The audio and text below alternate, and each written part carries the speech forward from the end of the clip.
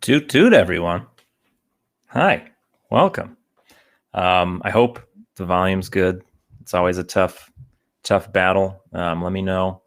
Let me know in the chat if it's too quiet, too loud. Welcome, everybody. Welcome to DEVSTREAM number 6. Can you believe it? Can you believe we've done 6 of these? I can't. I mean, I can believe it. It's just happening so quickly. Welcome, everybody, on Twitch and on YouTube. My name is James Penka. I'm the creative director of Titanic, Honor, and Glory. And as I said, welcome to DEVSTREAM number 6. This is the stream where we're going to do a little B-Deck breakdown. If you do not know, by the end of the year, we are going to be releasing our first updates of our alpha, the Titanic, Honor, and Glory alpha, free alpha. And the first areas that you will be able to explore and the free portion of Titanic that you'll be able to explore is B-Deck. So we thought we'd go through B-Deck, talk about it, and talk about why we picked B-Deck first. A lot of good reasons. And we have so many images of it that we want to show. A lot of stuff that you guys haven't seen, I'm sure. Some like renders and stuff. And then also... we have some images from the actual game itself, some little models that are being made. We even have a video of something that is nearing completion. So hold on, Jake already sent us a super chat, so check it out. Our first super chat of the day. Jake says, hello, may we see the Millionaire Suite? I believe we are at some point today, at least some version of it. So thank you, Jake, and good time to mention we do have super chats on if you'd like a question answered right away. But as always, we will do questions at the end of the stream. If you just want to do it the old-fashioned way, you can put in the chat, in any chat that you're on, THG question in capital letters, and then your question, and the team that's watching the chat right now, they will write it down, and hopefully at the end of the stream, we will be able to answer your question. But feel free to ask questions throughout, especially as we're talking about a room or an area of the ship that you have a question about. Super chat's obviously a great way to make sure that we see it, but hopefully if we spot it, we will also answer it as well. So a couple things before we bring in our special guest that is unannounced. We did not announce that he will be on this stream, but he's the guy to talk to about all this stuff. So he'll be out in a second.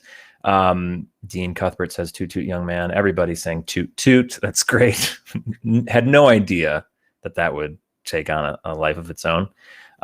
If you guys don't know what some people are talking about with that, play demo 3. Let's see. What books are behind James above the bow of the model? This is Titanic, the Ship Magnificent, TTSM. As well as Titanic Illustrated History, and then that's the box that these come in. And then all my some of my other books are on the other side. Quite the collection these days. But the focal point, however, is this guy, this lady, I guess I should say. Okay, so some things before we get into B-Deck. I'm just trying to keep an eye on the chat. So much to do. Some updates. As always, we like to keep people up to date on what we're working on. Right now, the forecastle is under construction, the forward well deck under construction. Lots of models are being made by people who are on the team, and then also this incredible group of volunteers that are making models. And we're going to see some of those models in a second that are all work in progress. As always with this stuff, you guys, everything you see today, it's all work in progress. So don't take it too seriously. If you see something that's wrong, we probably know. But we will be getting into that in a second. But the volunteers are doing great job on the models. So that's coming along. Belfast getting a facelift. floating crane, of course, which we're actually going to see a little bit of that in a second.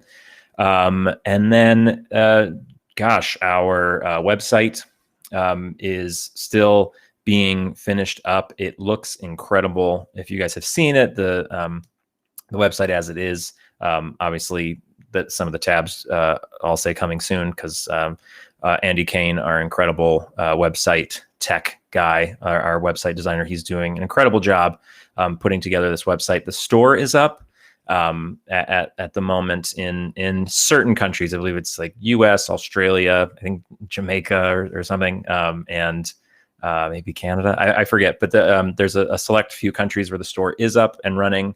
If you'd like to take a look at some of the things that we offer on the store. Yes, it is the only part of the website that is up aside from the homepage. We've gotten some fun messages about that, that THG is just trying to make money. Yes, we are absolutely trying to make money, because that is how video games are made. We are trying to make a video game based off of our store sales and Patreon. Those are our two ways of making money. And that money all goes directly to the game. There's no member of this team that is here to make money. If we were here to make money, we're doing a very there's a lot of other ways to make money than this massive project that we're undertaking. So if you'd like to support the project, of course, go to our store, see if there's anything for you on the store. But other than that, you can always join our Patreon. We'll put the links to the Patreon. Somebody put the Patreon link in the chat. You can join our Patreon for, I believe, as little as $2 a month. You can support Titanic Honor and Glory. You can support the building of Titanic. So we get that question a lot. How do I support the project? Patreon is the best way to do it, because with Patreon we get a more steady amount of donations, since it's every month, so we can actually plan for things, we can actually purchase things, and have an actual budget. So it's a great thing for us, and for you if you want to play this game one day. So that's that. Let me check my notes. So we covered, and then other updates that are going on right now. At the moment, I am finishing up the writing of the first log entries for the game. If you don't know what log entries are, check back on some old live streams that we just did. So the forecastle, forecastle, and forward well deck, those log entries are almost finished. I'm still nitpicking. I'm very particular about certain things. So a bit of OCD with that stuff. So I'm refining all of that. And a big part of my job right now is just going through and sourcing everything. This is something we talked about on our last stream, I believe, that we would like to have sources for pretty much everything. All the information that we present, we would like there to be a place you could go to read about it yourself, make sure we're right, or if you think we're wrong, you can check our sources and be like, oh my gosh, I didn't know that. So that's a lot of work, but I think it's work that will be worth it. It'll make everything so much easier for everybody. So I'm doing that.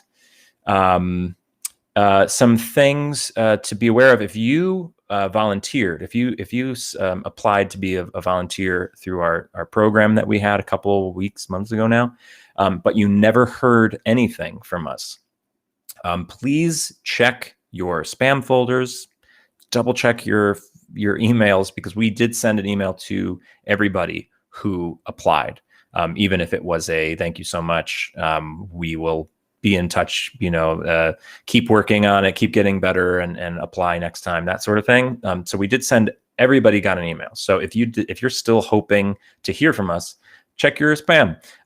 If you check your spam and there's absolutely nothing, please email us at our volunteer email. Somebody put that in the chat. Someone on the team put I think it's just volunteer@vdr-games.com. And we will make sure that we get these emails to you. We've had some issues with our emails, so that would make sense. So if you applied to be a modeler or a voiceover actor and you never heard back, please email us. If you did this very recently, though, that might be why. But if you've been waiting a couple weeks, then definitely email us. So that's that. And then lastly, if you have tried to use the website store and the website and the store just aren't working on your computer, try clearing your cache. That's what they told me, and it worked. So clear your cache, and hopefully that should solve the problem. So last thing before we move into the big topic of the day, coming up. What have we got coming up? So in 2 weeks, we're going to do DEVSTREAM number 7. Can you believe it? So in DEVSTREAM 7, we do not have a topic yet, and we've been brainstorming topics. We have a bunch of ideas, but I thought we should ask you guys what you want to talk about. So in the chat, on Reddit, on anything, any Discord perhaps, send us your ideas. In fact, let's make it Reddit. Let's do that. Maybe later on I'll do a post on Reddit, and I'll say, what do you guys want to talk about on the stream? And then people can comment. Or Discord. Let's do either of those. Wherever you want. Just let us know what you want to talk about. If you have a really great idea, like I want you guys to deep dive into this thing, let us know. And then maybe next week or in 2 weeks, we will do that. And then last thing coming up is pretty soon, don't know when, I am going to start spending some of my free time doing more live streams. I guess I have nothing better to do. I work on the game all day, and then at night, I'm usually also working on the game. But in order to force myself to take breaks, I'm going to start playing different Titanic video games on Twitch, and you guys can join me for that. It's going to be in my new little office setup that I got going here. I'm going to start with Adventure Out of Time, of course. We will play through Adventure Out of Time, however many streams that takes. It will not be a speed through. I like to enjoy the experience, and then we'll move on to some other Titanic related video game. I have played a total of 1 Titanic video game in my life, and that is Adventure Out of Time. All the other ones I've never played, I think out of the fear that it would ruin Adventure Out of Time, and it's just that game changed my life, and so I don't want to play like a point and click. Well, I guess that's what Adventure Out of Time is, honestly. So we will play through games that I've never played before, and it's going to be very funny, I assume, because from what I understand, there are some pretty weird Titanic games out there, but there's some pretty great ones too. So we're going to play through all of those, and then one day, one of these streams will be me playing through our game, which will be pretty cool. So, all right, I think that's everything. Again, if you have questions, please put them in the chats. With all capitals question, and then at the end we will answer them. Dean wants me to play Adventure Out of Time as Robin. I don't think my British accent can last that long. It barely lasts at all. So play Titanic Explorer, Jake says. Yes, I've heard about it. Got to do that. I've seen all of them. I've done research on them because we're making a Titanic game, so I've definitely looked them up and watched maybe some gameplay of them just to see like, okay, that's what that's like. But I've never had them and played them. So I'm very excited about it. So we'll get that going soon. I'm not sure when, but it'll be in the evening or during the weekend, Eastern time, because the rest of the time I'm literally sitting in this chair writing log entries and sending emails, and it's great. And when I do play, I assume I'm going to play. There's a question from Titanic. I'm not sure. When I play the Titanic games, will it be on my own Twitch or will it be on THG Twitch? I think I'm doing it on the THG Twitch. I'll be here. I think that's what we decided. So yeah, great. Let's get into it, you guys. So today we are here to talk about B deck. We're breaking B deck down. We're going from stem to stern, looking at images, talking about different areas, and answering your questions about B deck, I suppose. And then And then at the end, once we get through B deck, we're going to show off some images and one video of the actual things that we are working on for B deck. So let's get into it. And to do that, I do need to introduce our special guest. And it looks like we have two special guests that I didn't even know about, but I'm really excited about. Let's bring in Matthew DeWinkler. And who is this? Matthew doesn't want to be here, but she wanted to come in. Oh, it's Mary. My God. Hi, Mary. She was scratching at the door, which was closed, and suddenly I had to go and get her because I think my family left. Oh. So here's Mary. Hi, Mary. So, yeah, my dog Poppy, that looks almost exactly like Mary, is right outside the door. I can tell she's just sitting there waiting for me to be done. Yeah. And she was scratching. I was like, okay, I'll grab her. So now the door's wide open, and everything will echo, but Mary Jane was worth it. So yeah, this is the family dog. Yes. It's a beautiful dog. Very, very cute. Well done. She's going to be here. Yeah. Almost. So yeah. I'm home in Massachusetts, and not where I usually live, visiting family. So I'm just on my laptop. I can't. I'm primitive again, so I apologize. Sure. That is okay. But I'm here to talk about Bedeck. Bedeck. All right. Bedeck, well, I actually have on the team. I already have our first question before we look at images. And this is, I'll put it on the screen because this is a good question to start off with. This is from Hunter Fitzpatrick on YouTube. Why did you choose B deck to be the first deck we will be able to explore?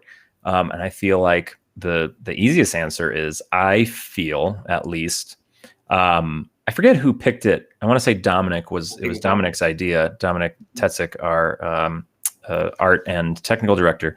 It was his idea to focus on one deck and to move our way through, which is a great idea, just first of all, because the other option is sort of what we've done in the past, where it's just sort of a free for all, whatever space you want, just start working on it. Mm-hmm. And that's very overwhelming. That's very hard to do.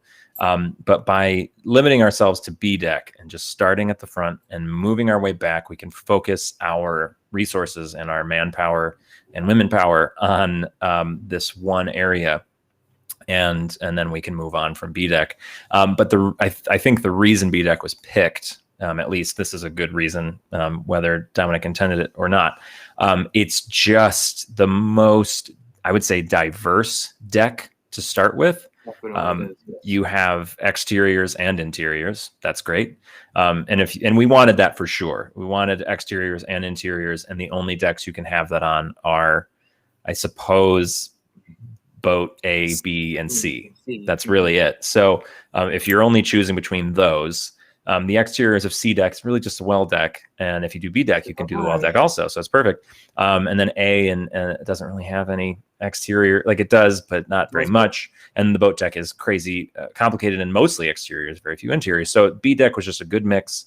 And then you have crew areas, you have first class and second class and third class when it comes to the poop deck on the back and the aft well deck. The dog farted and left. Oh, that's how you do it. Yes. That's how you say goodbye.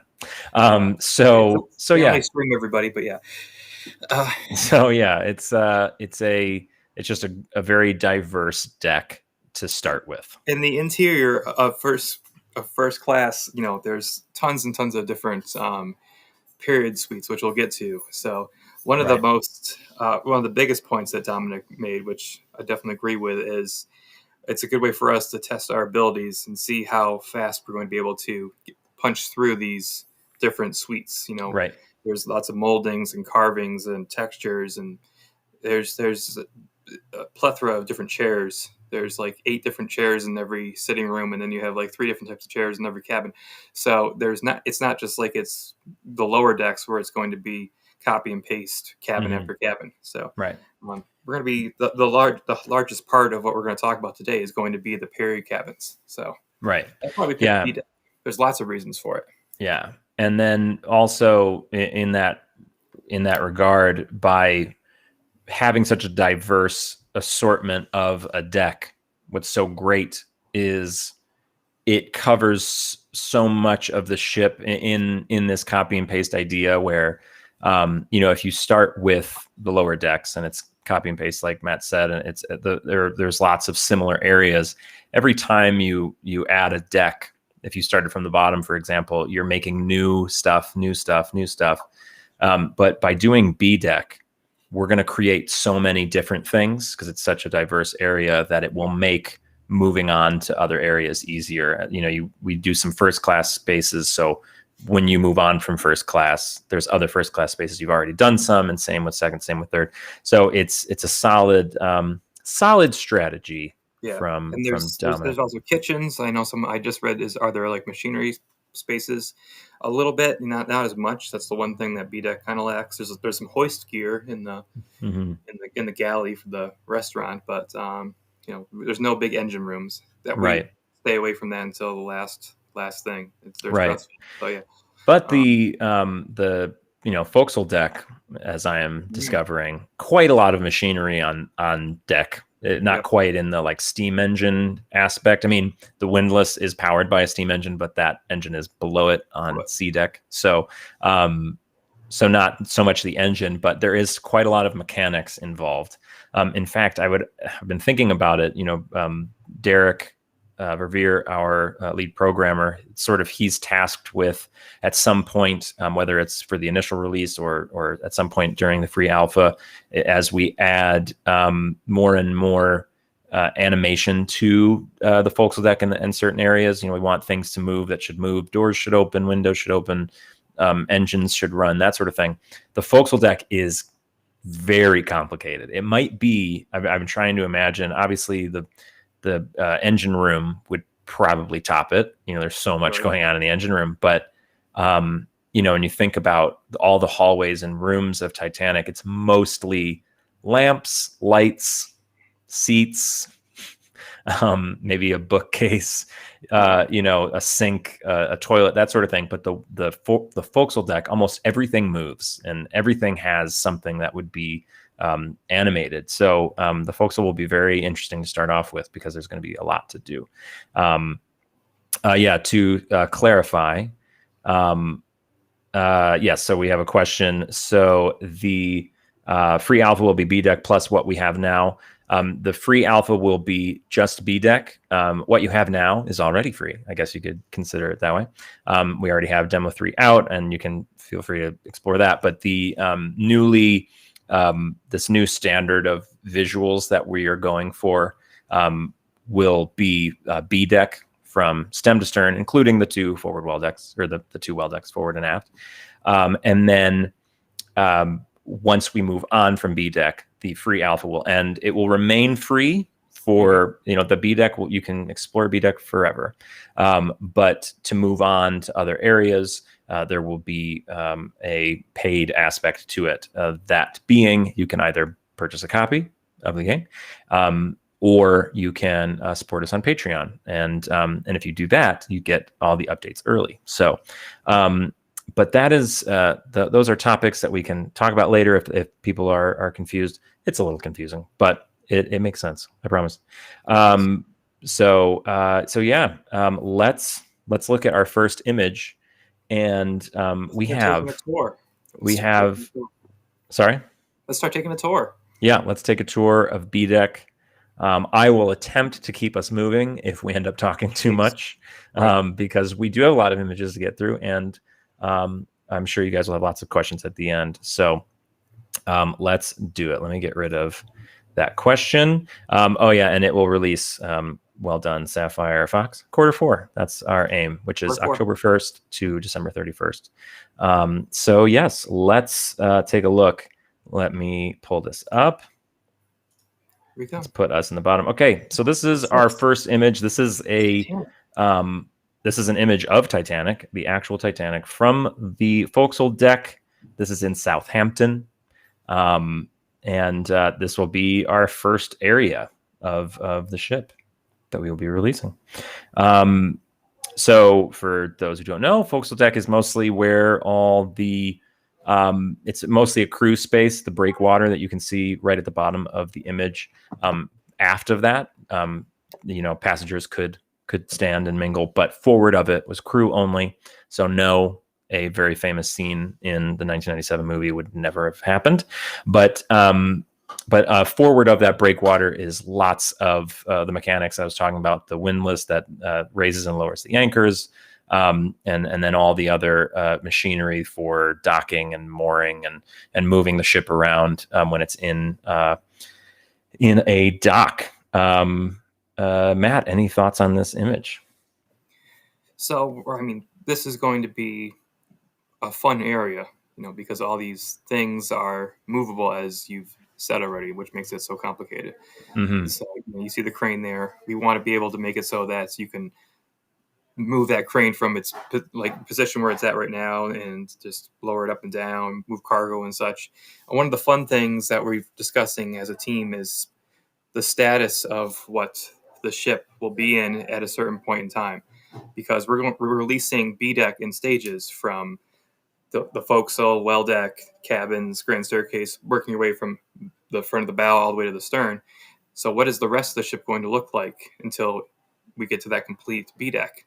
Are areas going to be under construction? Are they going to be inaccessible? How are we going to have it? So we're discussing as a team the way that the world is going to evolve, the world being Titanic. Well, will the forecastle be completely finished? Will it be a little still under construction when you're exploring it? We kind of want to have it in a way that it tells the story of Titanic's construction and fitting out.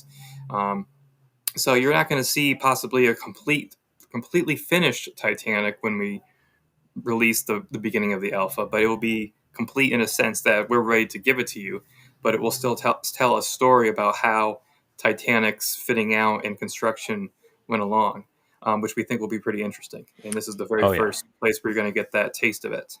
Yes, it was one of the an early on idea that got us all pretty excited about this project in general. Just the being able to sort of tell like you said, Titanic's story through just how she appears. Mm-hmm.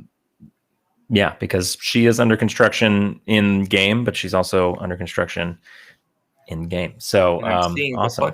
I'm seeing a couple questions. Sure. What do you got? I saw one that I want to answer about. I'm trying to do it multi places. Sure. Yeah. But I didn't finish typing it out. Someone said, I think it was Dean. Hi, Dean. Will there be loading screens and loading zones? Imagine going from the forecastle to the well deck and trying to enter those doors right there. You see those two portholes, which are doors which enter. From going from the exterior to the B deck cabins to the corridors, which we're going to look at in just a moment. I think you can go ahead, James, to the little strip of that B deck promenade that we have there. Sure.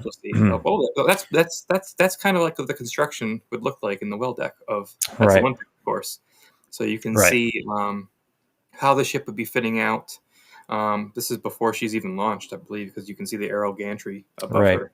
I love the little bridge that they built across the well deck. Right. So that's very cool. Some neat things. But let's just keep jumping ahead. Sure. Yeah. So this is the little, I call it the little B deck strip, which is probably not appropriate, but it's this weird, awkward little B deck forward promenade that first class passengers probably would never use really on Titanic. But it's right in front of the cabins, and there's two doors which leads to the interior of Titanic. So now what everyone hates is a loading screen where you go into one zone into another. And there's ways that we have up our sleeves, which aren't anything that we developed. It's the game engine to avoid that. Yes. Yeah. Yeah. Sure. No. Sure. So the I don't want. Yeah. I mean, as if anybody played Britannic, Patroness of the Mediterranean, which we released, there was lots of loading screens between certain areas because of the limitations of what we built there. It's a big reason why we are starting with B deck and reworking the models that we already have and optimizing and stuff, so that sort of thing doesn't have to happen, particularly going from outside to inside, because outside lighting and interior lighting are very, very different. And so in Britannic, we literally had to separate them for those sorts of reasons. And so we're trying to take those out. Not trying, we are doing it. It is, we're removing those roadblocks so you can open a door and just walk inside, Right. and that's it, and it's done. One of the best ways we're doing to look at, or we're looking at for the best way, rather, I should say, is the next iteration of Unreal Engine. Is definitely helpful in that sense, which we couldn't do again back when Titanic came out. So that was the limitation on our end. It wasn't any fault of our own. At that point, I'm not blaming Unreal Engine 4 too, but still, Unreal Engine 5 has a lot of amazing features that we're able to utilize. I think if you're on the Patreon, you saw probably the ridiculous videos and images of the millions and millions of candelabras and chairs all lined up that Kyle and Derek tested the limitations of Unreal 5's. Oh dear, I already forgot what it was called. The LOD aspect of it. It has a name of a person. Yeah, I know. I can't remember now. We hear it every day. I know. I'm sorry, everybody. Nanite. Thanks, Derek. Nanite. Thank you. There you go. Nanite. Yeah. Jeez. Yeah. We're game developers. I know. But yeah. We don't do that stuff, though. Yeah, we don't do that. You and I personally don't do that. I find people who talk about it. Yes. But yeah. So let's yeah. So that's one thing that's going to help us out with. But you're not going to see all the furniture. It's going to load lower versions of the very detailed chairs to become less detailed when you're not there. You're not going to see it through the walls until you pop through. There's lots of tricks up the sleeves of Unreal. They're geniuses behind it. So yes, so don't worry about the loading screens. We're not worried. I don't think any of us are worried about it anymore right now. No. I think loading screens are a thing of the past. Of course, when you load into the game, there will be one. But so here's a great question. I do want to just hit real quick from Ocean Man 632. How do you know that these photos are truest of Titanic? Is there any specific way to identify her? There's many specific ways, and other people are better at it than I am. But I can tell you, if we go back to the first image. The reason that this is Titanic and not Olympic, at least my eye goes directly to the cab wing, the bridge wing, all the way to the left on the boat deck. It hangs over the A deck promenade below it. Olympics was flush. And if you just happen to know that, then anytime you see that, you know what you're looking at. And I'm sure there's a million other things in this image. I believe the breakwater on Olympic had a different color top, I want to say. There's a lot of stuff, I'm sure. You don't think so? I think so. I think so. I think I remember seeing that. Of course, in black and white, it's hard to tell. But in some photos of Olympic, you can really see that there's I think it might even be like a teak railing or something on top of the breakwater. Olympic didn't have doors on her B deck forward promenade. That's a good one. I didn't know that. So yeah, there's lots of little tricks. And then of course, if you know the history of this photo, that boat off to the left is a boat that is a ship that was docked near Titanic in Southampton. So it all checks out. So don't worry about that. And then we know this is Olympic, I suppose, for a million reasons, but also because there's just no photo of Titanic in this state. I wish there was, but I'm sure there's a million. But let's keep it moving. I want to point out about this image. Behind these two folks is a few objects on the wall at their feet, and just like right behind them, stuck against the bulkhead there. Remember those. Okay. Moving on. So we are now inside. We are inside B deck. I think we got a $5 super chat. Oh, we did. Oh, I'm sorry, guys. I have not been paying attention. There's exciting stuff going on. Yes, Samuel Pence. Great last name. It's one letter away from mine. My last name. For $5. Thank you so much. So ultimately, how will the sinking work? Will you be able to explore the whole ship during the sinking, be inside a room, and have to flee the water? So sinking, whatever you want to call it, is something that we are absolutely thinking about. It's more of a finish the ship, get the ship finished, and then let's talk about sinking. But I will say, in one way or another, we will sink this ship, and you will be able to be inside when it happens. There's a lot of tricks that we are talking about making that take place, and then there's always the hope that it's just the whole boat sinking, and you go wherever you want. But there's just certain experiences people want out of a sinking mode, such as being in a cabin and seeing water coming in under the door, that sort of thing. People want those experiences, and we want to bring that to you. Are you raising your hand? I was just I wanted to still be there behind the text. Sorry. Oh yeah. Sorry. I'll show you again. Yeah. No, you can put me away. So the sinking mode is still far enough away that we don't have the details of it yet, but there will be a sinking, and I don't know how to sink the ship. It confuses me still. Yes, again, me and Matt are not the people who make the ship sink. We are the people who do the other stuff. No, apparently Captain Smith sank the ship, and Ismay sank the ship, and Murdoch sank the ship, and Fleet sunk the ship, and Hitchens sunk the ship. But that's fine. Yeah. Anyway, so yes, there will be a sinking of some sort. So now we're inside the boat. We're inside the boat. We're inside B deck. This is the forward B deck cabin area. Forward B deck cabins. Oh, good. My Amazon package is delivered. And this is also, if you couldn't recognize it, this is from Demo 3, or at least I don't think it was in Demo 3, was it? I think this could be from one of our super in-house mega demos. Yes, but it is from that style. You could have looked inside and seen it. Yes. So up front here, these are first class cabins. Yes. Yes. This is the most tedious aspect of Titanic, in my opinion. Are these cabins / corridor paneling? It's just white rail and style paneling throughout the entire ship. It's nothing but the same all over in first, second, third, and crew. You get this white. It was in James Cameron's movie. You see it all the time. That's what it's doors. It's always the same. It's the same white paneling throughout the ship, and it just varies in width. So we have to adjust it all the time. And it's so tedious to make.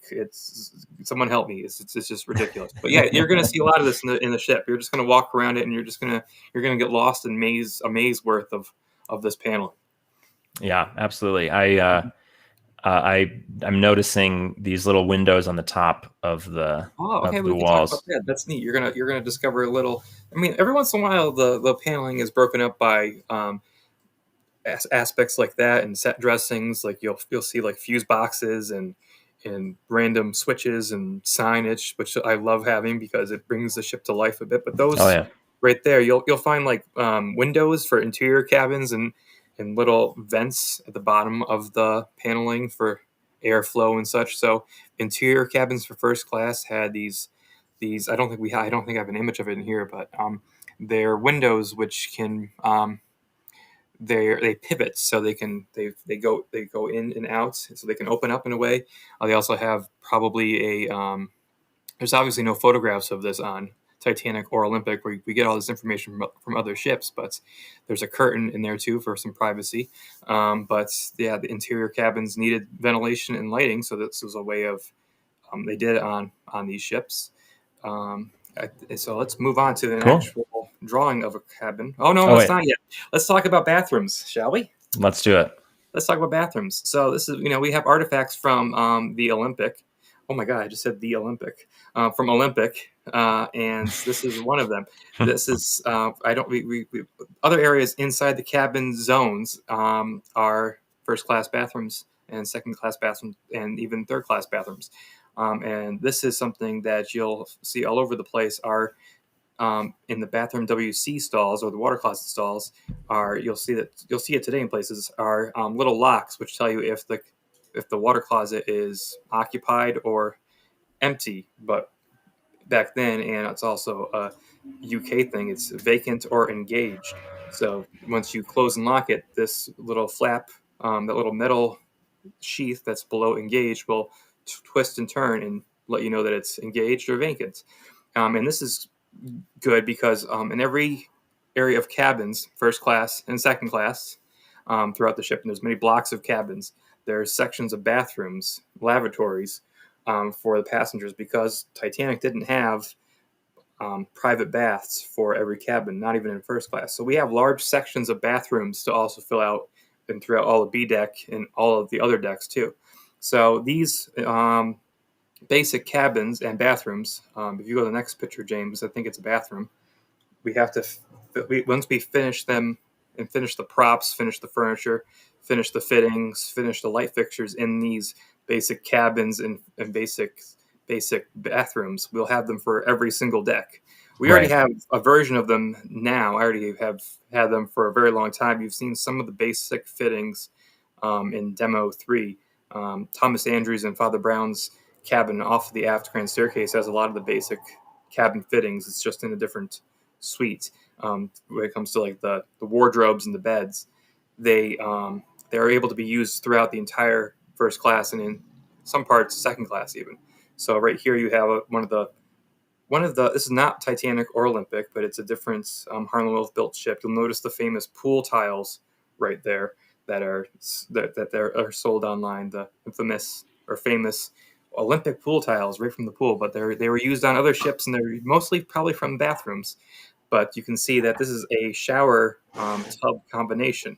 And so once we have a shower / tub, oh my God, what's that? Is that a pool tile, James? Or apparently maybe a bathroom tile. I imagine it's a bathroom tile, but it's legit. That's cool. I'm actually more excited that I have a bathroom tile than I have a pool tile. You have a bathroom tile, yes. It's cool. I imagine they're bathrooms, but it's it's neat that you have a place where, I mean, there's more of a chance of one of the famous first class passengers stepped on the bathroom tile. It's true. An odd corner of the pool changing booth number like 12. So that's what I think is neat about it. So yeah. The cool. point is, once we get all these props done, they all just like get wrapped up pretty quickly. It's those. Yes. It's the structure of each room which kind of can change depending on the shape of the ship. It takes time. Right. Cool. I'm going to keep pushing us forward. This is like an artist rendering of it's a photo that's been colorized back in the day. Oh, cool. So this is an actual like B-deck cabin. All the basic fittings that you're going to find in those wonderful. This is a basic first class cabin. Sorry, everybody. So I love how the lamp cord is just like sitting there. It's so not first class to me that cord is goes all over the place. It's just like, It's just like it goes all over the place. Well, I do know some of those lamps though are portable, so I understand that they need a long length of the cord because it can just be it can go on the wall like it is right there. Yeah, it's a gimbal lamp, so it has like it goes rant, or it can stand up on the dresser or wherever you want to put it. So in theory, first class passenger who's reading sitting on their couch or settee right there. Would put it on the shelf that's above the heater. On Olympic, it's a wood heater, but on Titanic, all those heaters were made of marble.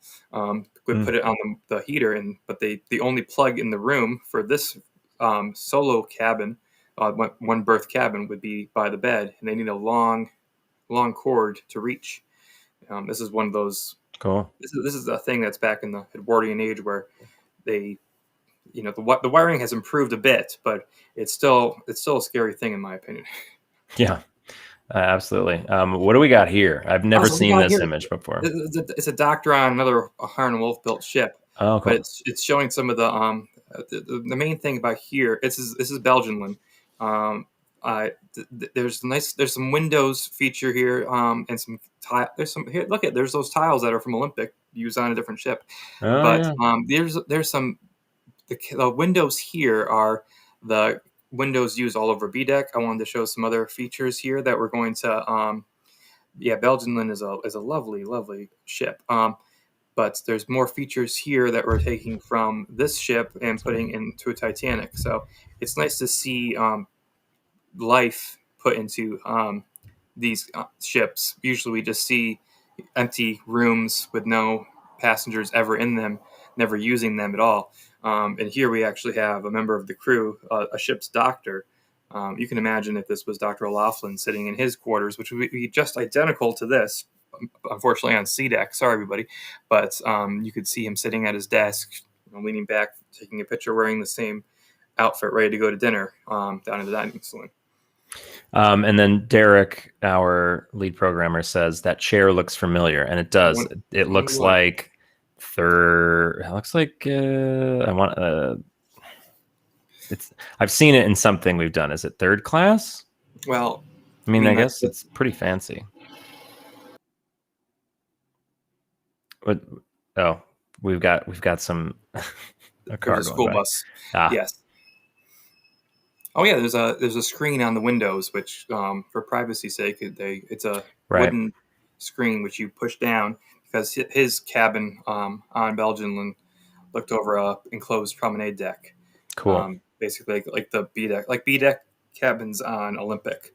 So this would be very similar to the very forward B deck cabins on Titanic, which overlook the B deck strip, as I called it. Yeah. You'd have some privacy, including the etched screens, which we'll see a little bit of when we finally get into the suites. Let's move on, because let's move on. Yeah. So we are now into the forward grand staircase here. This is of course ours. You've seen this a whole bunch.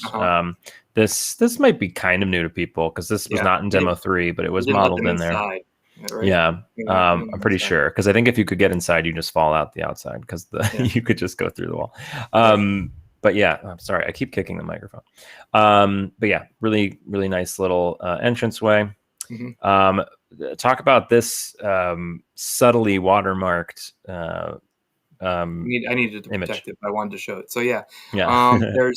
There's slight changes that are going to happen and be implemented to each level of the grand staircase in our model, in the engine and such. So we've discovered, we've been given photos and research materials after the fact. Just things just show up, including this photograph, which has been shared on Facebook without a watermark, with a watermark in a smaller resolution. So we have to change a little bit of the shape of the staircase in certain levels, including on B deck, I believe. We need to change we have to change the bulkheads, where they come out into the cabin widths, etc. So there's tiny little bits of modifications to make things more accurate. And this is the chance, along with optimization. Again, sorry, even though Unreal 5 is coming out and we're looking at it, but it doesn't come out until basically later on in our first alpha is coming out in Q4. So we need to make sure that everything that we're releasing in the first releases of the alpha are still up to snuff and playable for everybody. So we need to have that nice, slick optimization still. Right. And yes, someone pointed out this is Olympic. This is not Titanic, because best way to tell is that they have those handrails were added because the actual railings are a little small, a little short, and a little dangerous. So hard to grab. They're this thick. Yeah. So now it's a little safer. Okay, next thing. We are now into a midships cabins. Let's get into these corridors. We already talked about the cabin, so here's another picture of it, and then here's a real picture of it with a famous smart guy. Oh, what is this? A different boat? It's another ship. Yeah, again, it's Belgian. So cool. But Belgian is considered the second cousin of the Olympic class, more or less. Very, very similar. So here we have there's a lot of changes that are going to happen to the Midship Corridors again. If you follow Gio Castro on Facebook, he has an open album of his renders on his Facebook. You might see one or two examples of his corridors, and we have discussed the possibility of adding different details to these corridors. And so a lot of the ideas are coming from Belgian. So it's not a complete change of the entire space, but it is just adding more details to make it more ship-like, instead of kind of like a Hollywood or Disneyfied, as sometimes it's put, version of Titanic. It's taking away the Titanic idea of what it should look like and bringing it back to this is a ship. We have to remember that there's some type of like need for, you know, a handrail on this side, because they didn't say there were handrails here, but they said there may be handrails in this part of the ship. I'm not sure if this is the correct area, or there actually might be carpet runners, even though we thought for the longest time there weren't any carpet runners because there were no photographs of the space. So there's going to be some changes. So here's a representation of a very similar space on a contemporary vessel, and it's cool to see again people walk along the corridors of these ships. You can kind of see how tightly packed the entire corridor would be. It's roughly the same size of Titanic and Olympic, and and it's the same height too. I don't think there's any. You can see, like, imagine a crowd of passengers leaving their cabins in the middle of the night, all confused, trying to put on overcoats with life jackets, and the confusion. It's a cramped little area. We got some super chats. I put them on the screen, but this one from Knarvorn. It's Danish. Danish, very cool. Looking forward to seeing all this develop and progress going forward. Looks fabulous already. Thank you so much. And then I obviously will not attempt to read this name, but to this person, the game must be able to automatically set its parameters according to the PC that's played on, so the PC doesn't crash when the game is started. Of course, you will have an opportunity to set your options and whatnot, so your computer will not crash.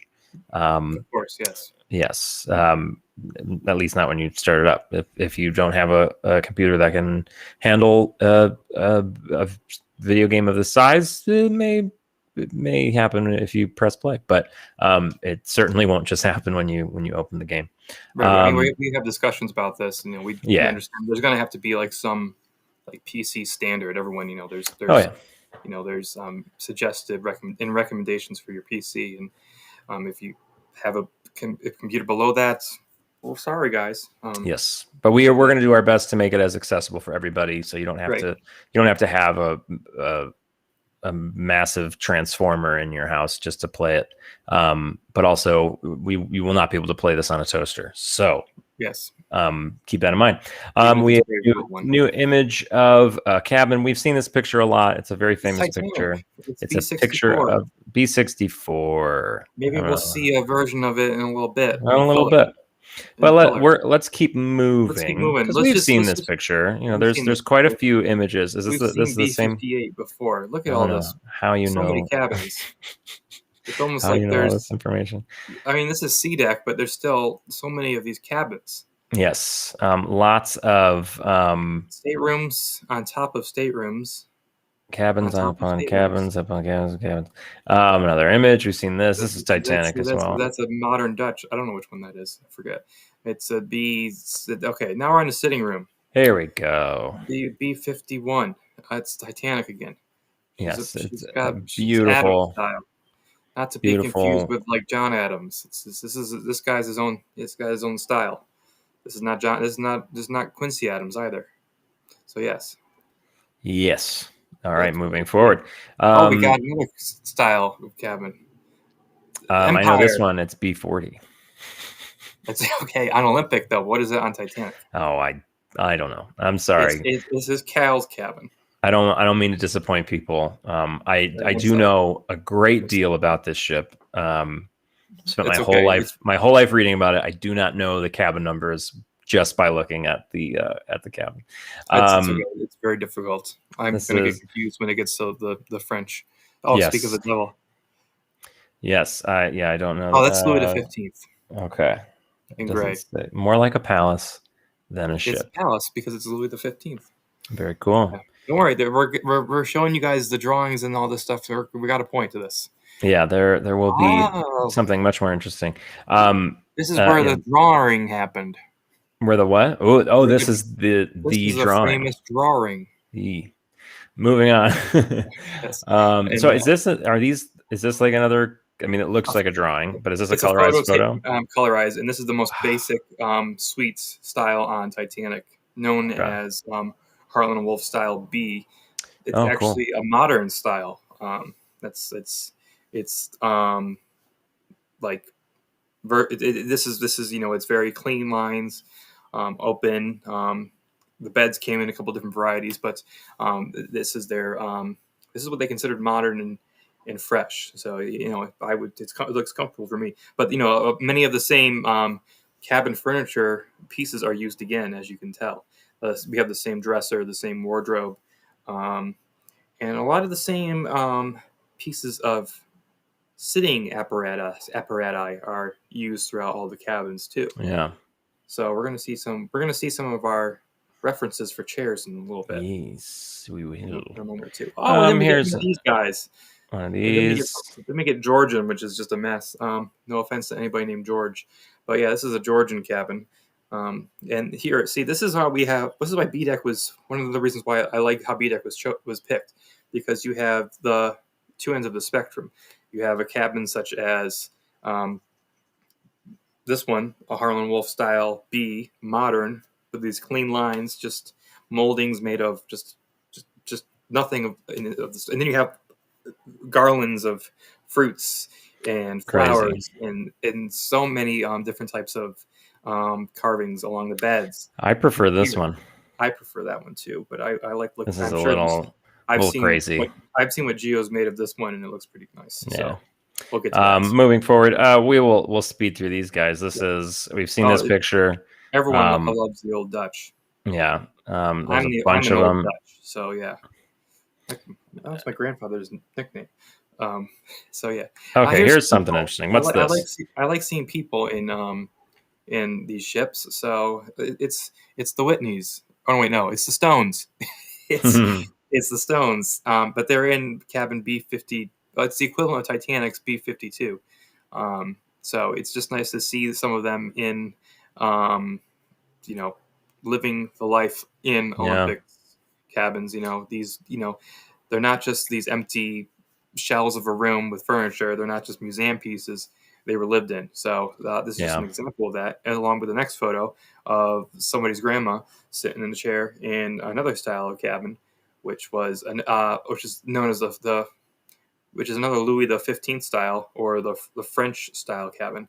But she's sitting on a wicker or cane chair, which was the go-to type of furniture for many of the shipping lines throughout all of the world, basically, for many reasons. Very cheap to create, to move. I just saw that somebody quoted me for this. Someone's grandma comment. There's like 3 pictures of this woman and sitting in this chair, and it's just some pictures of people from the past you happen to just joke about. And unfortunately for Mrs. Oh my God, her name's Whitney as well. But it's too scary. But she just happened to get. She was a little.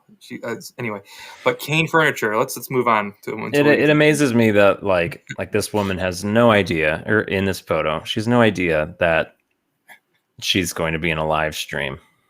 She doesn't know what a live stream is. I know, but like these people, and same with this couple, right? They have no idea that in 100 years or less, probably years, yeah, that a vast majority, or just like so many people, would kill to be in their shoes right now, so we could just like walk around Olympic. Oh well. Right. All right, so now we have a bunch of cool.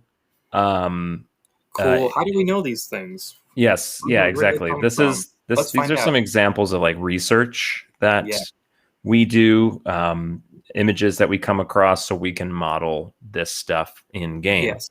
Mm-hmm. So, and I'll give you a taste of what the variation and why. One of the reasons why these ships were so fantastic, and one of the reasons why it's taking so long too, even though we've done this for years. Because again, like we'll think I thought I finished one of the cabins, and then I'll get a book full of cabin furniture, and then I'll feel like I need to start fresh, and then I'll just find somebody like Gio, who I'll be like, Gio, you just do. You do the Louis XV cabin. I don't want to even bother with it anymore. You can do it. You're a god.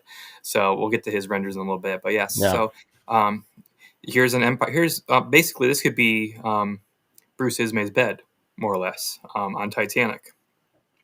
And we've also seen images of a similar bed from a different cabin on C deck in the same style in the wreck.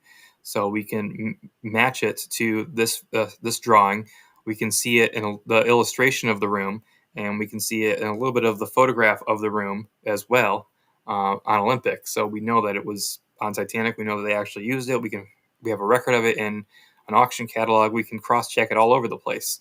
So we have every possible source, as you were saying before, James. Like, how do we, if you create a testimonial saying like, he was warm in his bed and this is his bed, if we need to like source it out, we can have like 5 sources perhaps saying he was in Hoskins and Sewell cot bed number 595. Yeah, right. Yeah, someone asked, were beds shorter back then? Yes. Yeah, they were definitely shorter. People were smaller back then in general. Some people were smaller. If you were Colonel Archibald Gracie was I think 6'1". No way. I bet he was like crazy tall then to everybody else. Chief Officer Wild was also like 6 foot. Oh, cool. So some people were big. Yeah. But yeah, and then also beds on boats, I'm sure, are just always smaller. Right. Not as much room to spread out. Mm-hmm. Here's a catalog. Here's some cane furniture. I mean, this is one from. You can obviously see that it's an advertisement for New York in the United States. As you can see, like this is 5th Avenue and 47th in New York. But if you can anyone recognize where this photograph matches the furniture on Titanic? We haven't gotten to it yet. But my guess is the private promenade. Oh my God, you got it. You win. Okay, see, I am good at this. You are good. You know a thing or two about Titanic. So yes. Well done. This is our favorite chair aboard Titanic. It's used in probably every basic cabin where they needed a cane chair, and it's lovingly called Toby. That's just the maker's name, brand of the chair. It's Toby. That's cute. It's cute. So hey, here's Toby. one. This is basically like from an advertising book for the company, Dryad cane furniture, and we can match it with the tons and tons of furniture with photographs of Titanic, Olympic. This is the chair that's in Father Brown's cabin. You can just make it out by the arm and the neck of Toby. So this is Toby. Everybody say hi, Toby. Wow, and Toby. It's pretty cheap. This is Carol. That's Carol. I'm just kidding. Yeah, it's Carol Baskins. Yeah. So yeah, this is another piece of furniture from Mudders and Zune. From that Harlan Wolf had as special outfitters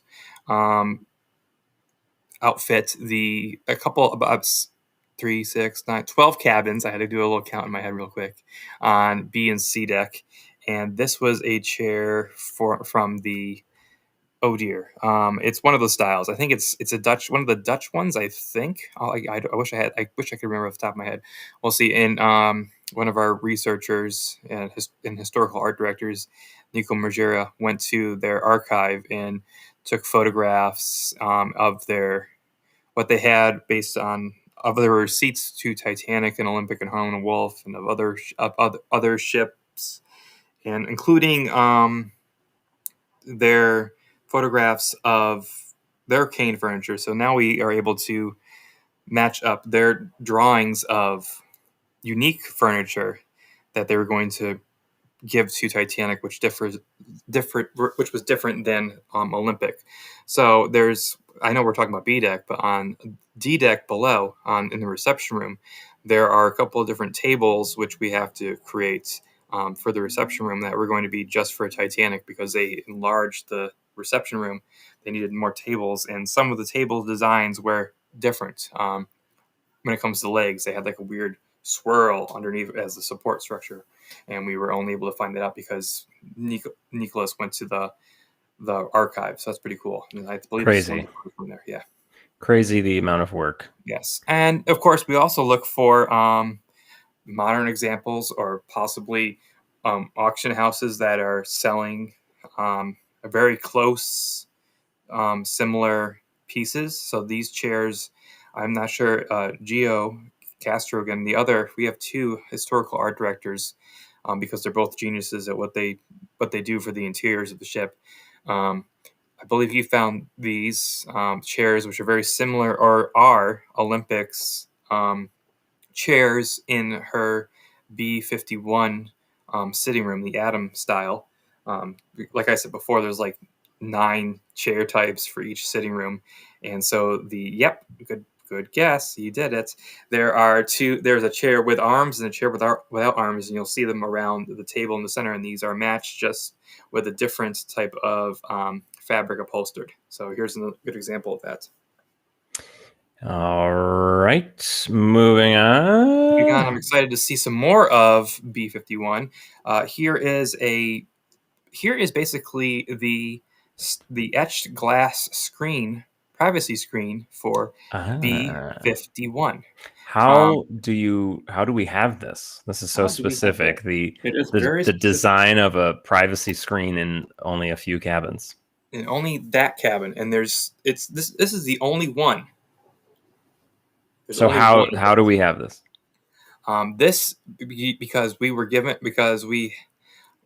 blessed. I'll always say we were blessed to be giving a drawing, an illustration, and just sketches of the original by the company that made it, from historians who have traveled to the makers of it. I don't remember who actually created it. So Daniel Klistner provided us photographs of the original sketch from a sketchbook. It's known as I'm gonna get it wrong, and I'm pretending like I know a thing or two. The Alfred Dunard sketches of moldings and carvings and window etches and so much. If someone in the chat can correct me if I don't know what the correct name of this Harlan Wolf employee was, but he sketched out what the pattern would be for the Atom style sitting room. And cool. of course, all you need to do is just draw half of it and leave the center circle blank, because that was going to be the variation. There's 2 windows, and you have 2 different cool. I guess motifs or allegories in the center. So the guy just sketched half of it, and then just did a drawing of something in the middle in the main thing, and then on the side drew another little allegory, and that's what he did for each of the sitting rooms. So we don't have all of them. We only have it for, I think, it's for the sitting rooms and the 2 adjacent cabins, because the B-53 and B-54, and I don't think we don't have the Italian cabin aft of this one, unfortunately. So there's still times where we have to guess. So yeah, but this is cool. I think the next couple of slides we have here are showing like our artistic process. So almost. So this is from the archive, from the maker of it's another Dutch word, and I'm not gonna be able to say it even though I'm Dutch. But this is the old Dutch fabric. Basically, it's like a felt, but it's from the maker that makes it. And you can recognize it on the walls in the cabin, and it comes in many different colors. We've seen it in blue, we've seen it in brown, we've seen it in green, we've seen it in red. So we have to come up with a type of color for this on the walls of I don't know which cabins they are. B-53, B-51, 55, 57, B-67. It's the old Dutch cabin. The old Dutch cabin. Yes, but this is from their archive. It's a sample of the felt that's on the walls, and we don't use this actual image as the texture on the walls. What Nico did with that is he used this as a base, and he recreated it basically pixel by pixel in Photoshop, and then we're able to 59. Thank you, and we're able to just change the color instantly. Cool. So then we have some. Here's basically a mood board or our color choices for cabins. This was done by Nico. You can see here how he has recreated the fabric pattern for. On the right, the large one is a settee pattern that you find on the cabin couches, and on the left you have two carpets. And you can see that we're trying to see what they were thinking of in 1911 for some of the cabins. You also have that the small one on the bottom right is the curtains that go under the beds and along the beds. Sometimes the bed skirts you have below the common beds in the common cabins on B deck forward. You could move them aside and you can hide luggage under there and then close the curtains underneath. But also, if you wanted more privacy in certain cabins, especially like second class, we'll get to that someday. You had curtain rods which you could then close and block off your little section of the cabin while you're sitting in your berth, to provide more privacy. And so what this does right here is it's, if you're into design, interior design, or anything like that, we're just trying to see if all of the colors and the patterns that we believe we have the correct colors for. We know for a fact that the colors on the right there are 100% accurate, more or less. We just want to see if everything here is copacetic and Cool. flows together. We know a little bit about the colors on the left because of the Britannic specification book, some of the photographs of Olympic that have been colorized back in 1911. We just want to see if everything kind of is harmonious, I suppose. Cool. Fascinating stuff, you guys. Yeah, and here's some Italian wood. There's a lot of artifacts from Olympic still around. So this is there are two cabins on Olympic where it was based off of the Italian Renaissance, as it was called, and one of those was the cabin on B53, which was just adjacent to the Adams sitting room. But this is the remains of the one on C deck, and so we were able to really get to look close at the moldings, the carvings, and the detail that was put into it, and recreate it. So here's some of it. I'm hoping that we'll get to see. Oh, and here's some. Yeah, this is not from Olympic, but it's more of the old Dutch style. You'll see that Mutters and Zoon recreated their woodwork and their what they did for other institutions, not just the Harlan Wolf and White Star. So this is a cabinet, I believe, for some offices somewhere in Europe. I forgot off the top of my head, of course, but it matches up with the door frames in the old Dutch cabin. They need to and of course, dust. Gio finds this somewhere. I don't know how he does it. He just finds it all over the place. Look at all these lights. Look at those lights. Look at all these lights in all these cabins. So I told you that the amidships cabins were going to be the longest discussion that we're going to have, and there's a reason for that. So each one of these lights are just they're not unique because there's doubles of them, but you can see that we have the Empire style light, we have a modern Dutch style light, we have a Louis the 13th style light, we have or 16th style light, sorry. We have an old Dutch style light. We have a Queen Anne style. We have an Empire. We have a second Empire style. We have a Louis the 15th style light. We have a Louis the another Louis the 16th style light. And then there's lots of Louis. There's lots of Dutches. Yeah, there's lights upon lights. They have shades. They have colors. And then there's so many of these gimbal lights that we have to figure out. And some of them have faces of ducks on them and geese. It's just ridiculous. I'm not making that up. So somebody once asked, how do we figure out, we have to make some stuff up.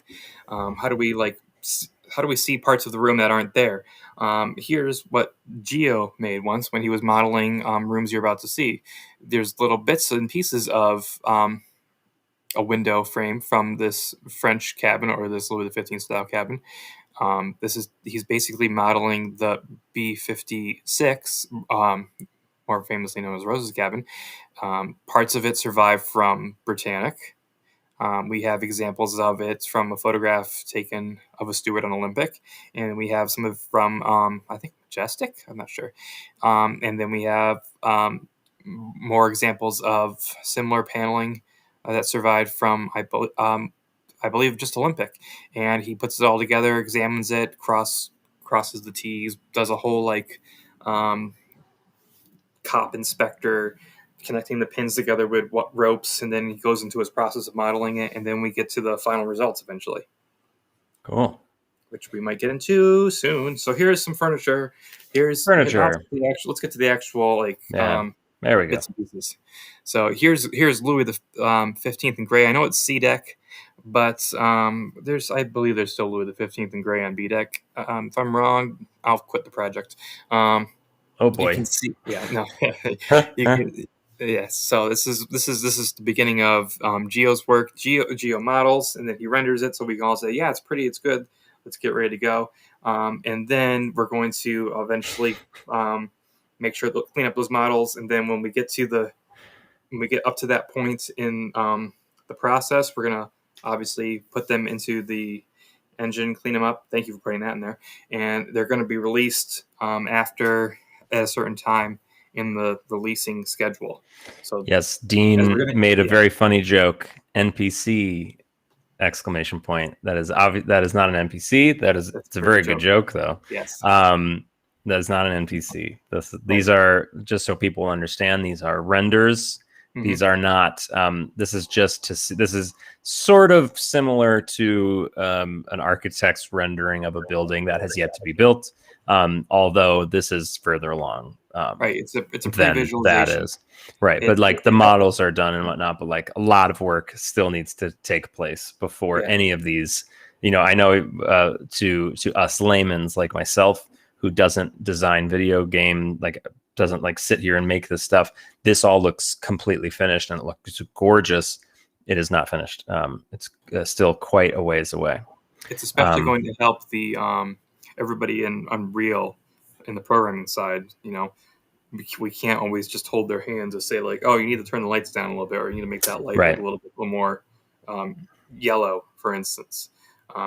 Geo knows his stuff when it comes to how Titanic and Olympic and Britannic should look and feel.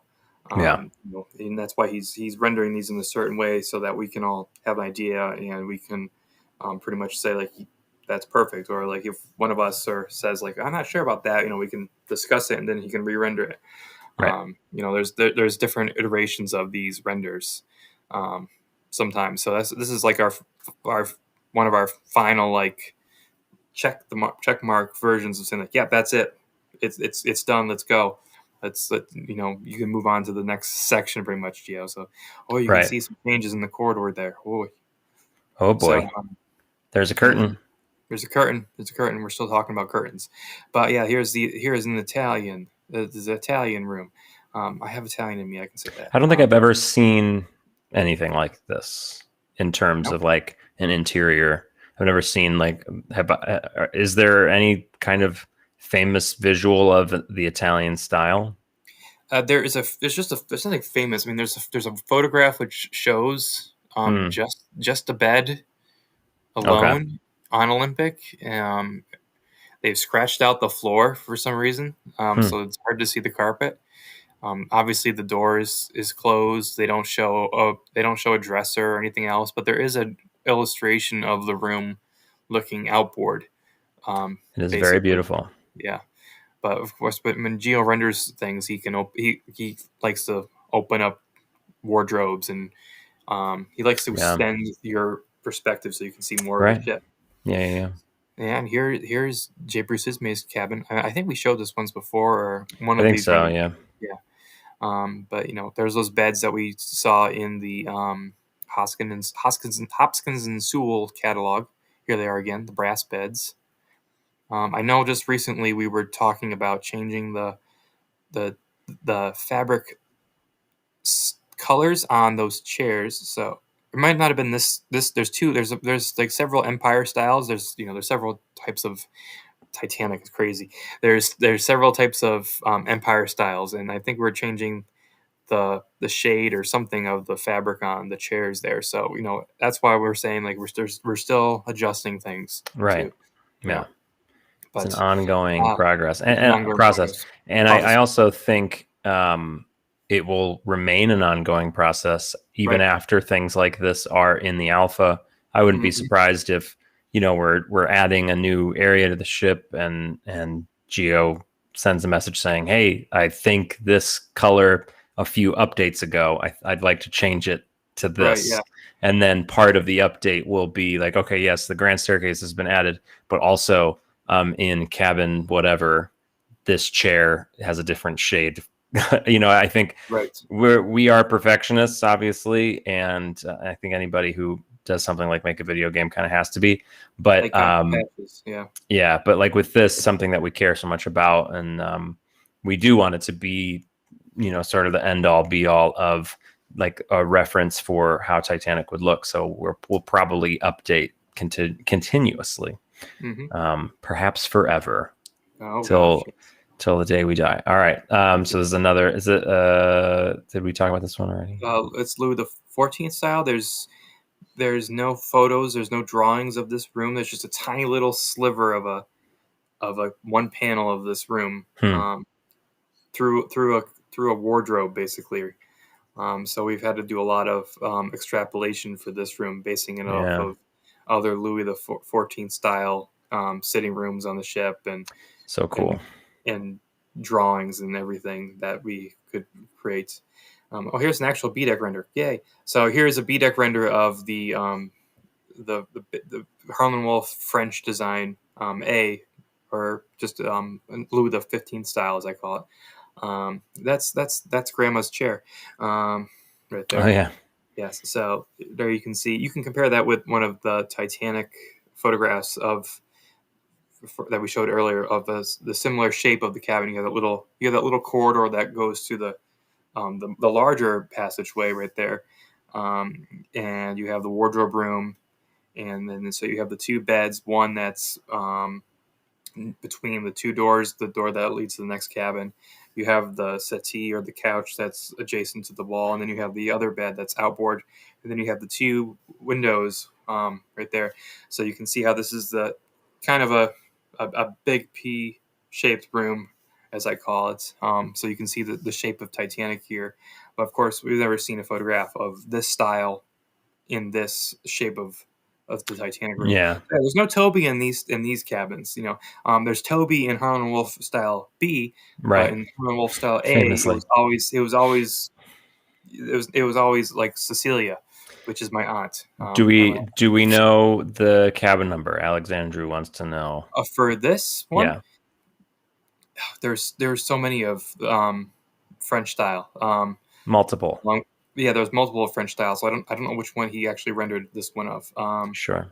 Well, if you know the cabin numbers, we will say them. It's one of the Frenches on B deck, so it could have been. No. It's one of the further aft ones, because the further aft you went, it was they stopped being. I don't want to say special, but they went to their standards. Just it alternated basically French modern, French modern, French modern. This cabin is giving me Andrew and Beatrix Conkling vibes. I'd say so, yes. Is it I guess it's also the George. Yeah, did they have the same room like style in Adventure Out of Time? The Lambeths. I think so. I know that this is like what's behind Mrs. Conkling when she's talking, when she first comes in. It might also be the same. It would make sense that they would only make one cabin for that, because it's the two times you go into a cabin and talk to two people, they're standing in the same spot. So I wouldn't be surprised if it's the same cabin for both. They're very smart. Adventure Out of Time was very smart on how they did things, which is why when I play through it, I'm gonna that's the thing that I do when same cabin. Andy says same style. So yeah, when I play through Adventure Out of Time, whenever I do that, it might be next week, or not next week, but coming up. What I tend to do is I like to just talk about, and I'd love to hear what people watching have to say about just the design of that game. It's so fascinating to me. Just like how time progresses, like how many things you have to do before, the watch will move and things like that, like going into a cabin and talking to two people. And of course it's the same cabin in both, because they were very, very smart. All right, next picture. Apologies. Geo literally sent me a new render of that exact same cabin right now, and I was looking at it. Cool. So I wonder if you can share my screen afterwards and I can show it to Yeah. you. I have You no could idea how you that can will share happen. your screen right now if you wanted to. If I just push this button, we're There's a doing button. this real time. Do you see the there's a share screen button? Will it show everything on my screen? No, it'll give you an option to pick specifically a window Now I or can even show a Chrome tab. yeah. All right, guys, you're gonna see a brand new. This must have just been finished. Here we go. Let me know when it happens. I don't know There what's it happening. is. Wow. He just sent Look me at this. that. So that's the Let's turn outboard this off version right of. now. I don't know if you can still hear me or anything, but Yes, yeah, you're here. it's the outboard version of the old Dutch cabin that we were just looking at. I asked him for it. He did it. I want those privacy screens so bad, or whatever that sliding. Yes, they're. I mean, it's a faux privacy screen because you don't. That's the actual hull of the ship there, but they didn't. Okay, They wanted to give you something nice to make that you is make so you think that cool. you're not on a ship anymore. That is And, so and that's what you got. cool. Hmm. I want all of my windows in my future office to have a sliding, like stained glass looking thing like that. That is very cool. This is a beautiful, as always. His work is just incredible. Motorcycle. Yes, sir. That's all right. Yeah, it's absolutely gorgeous. It looks so there's a bed in the corner there. We got Yep. like a Chaise lounge. Yep. Beautiful. And then it looks like a bar, but it's like two sinks, I'm guessing. It's two sinks alongside of two wardrobes, which they had, even though there were wardrobe rooms attached to all of the B deck suites. What room is this? Sorry. What did I say it was? B57, I think. B57. I believe that's what we said. This is my new favorite cabin. Oh, it's old Dutch. It's the style. This is so cool to see this. I love it. Well, thank you for sharing that with us. This is oh, cool. This is breaking news kind of thing. Breaking news. Cool. All right, let's switch back to this guy.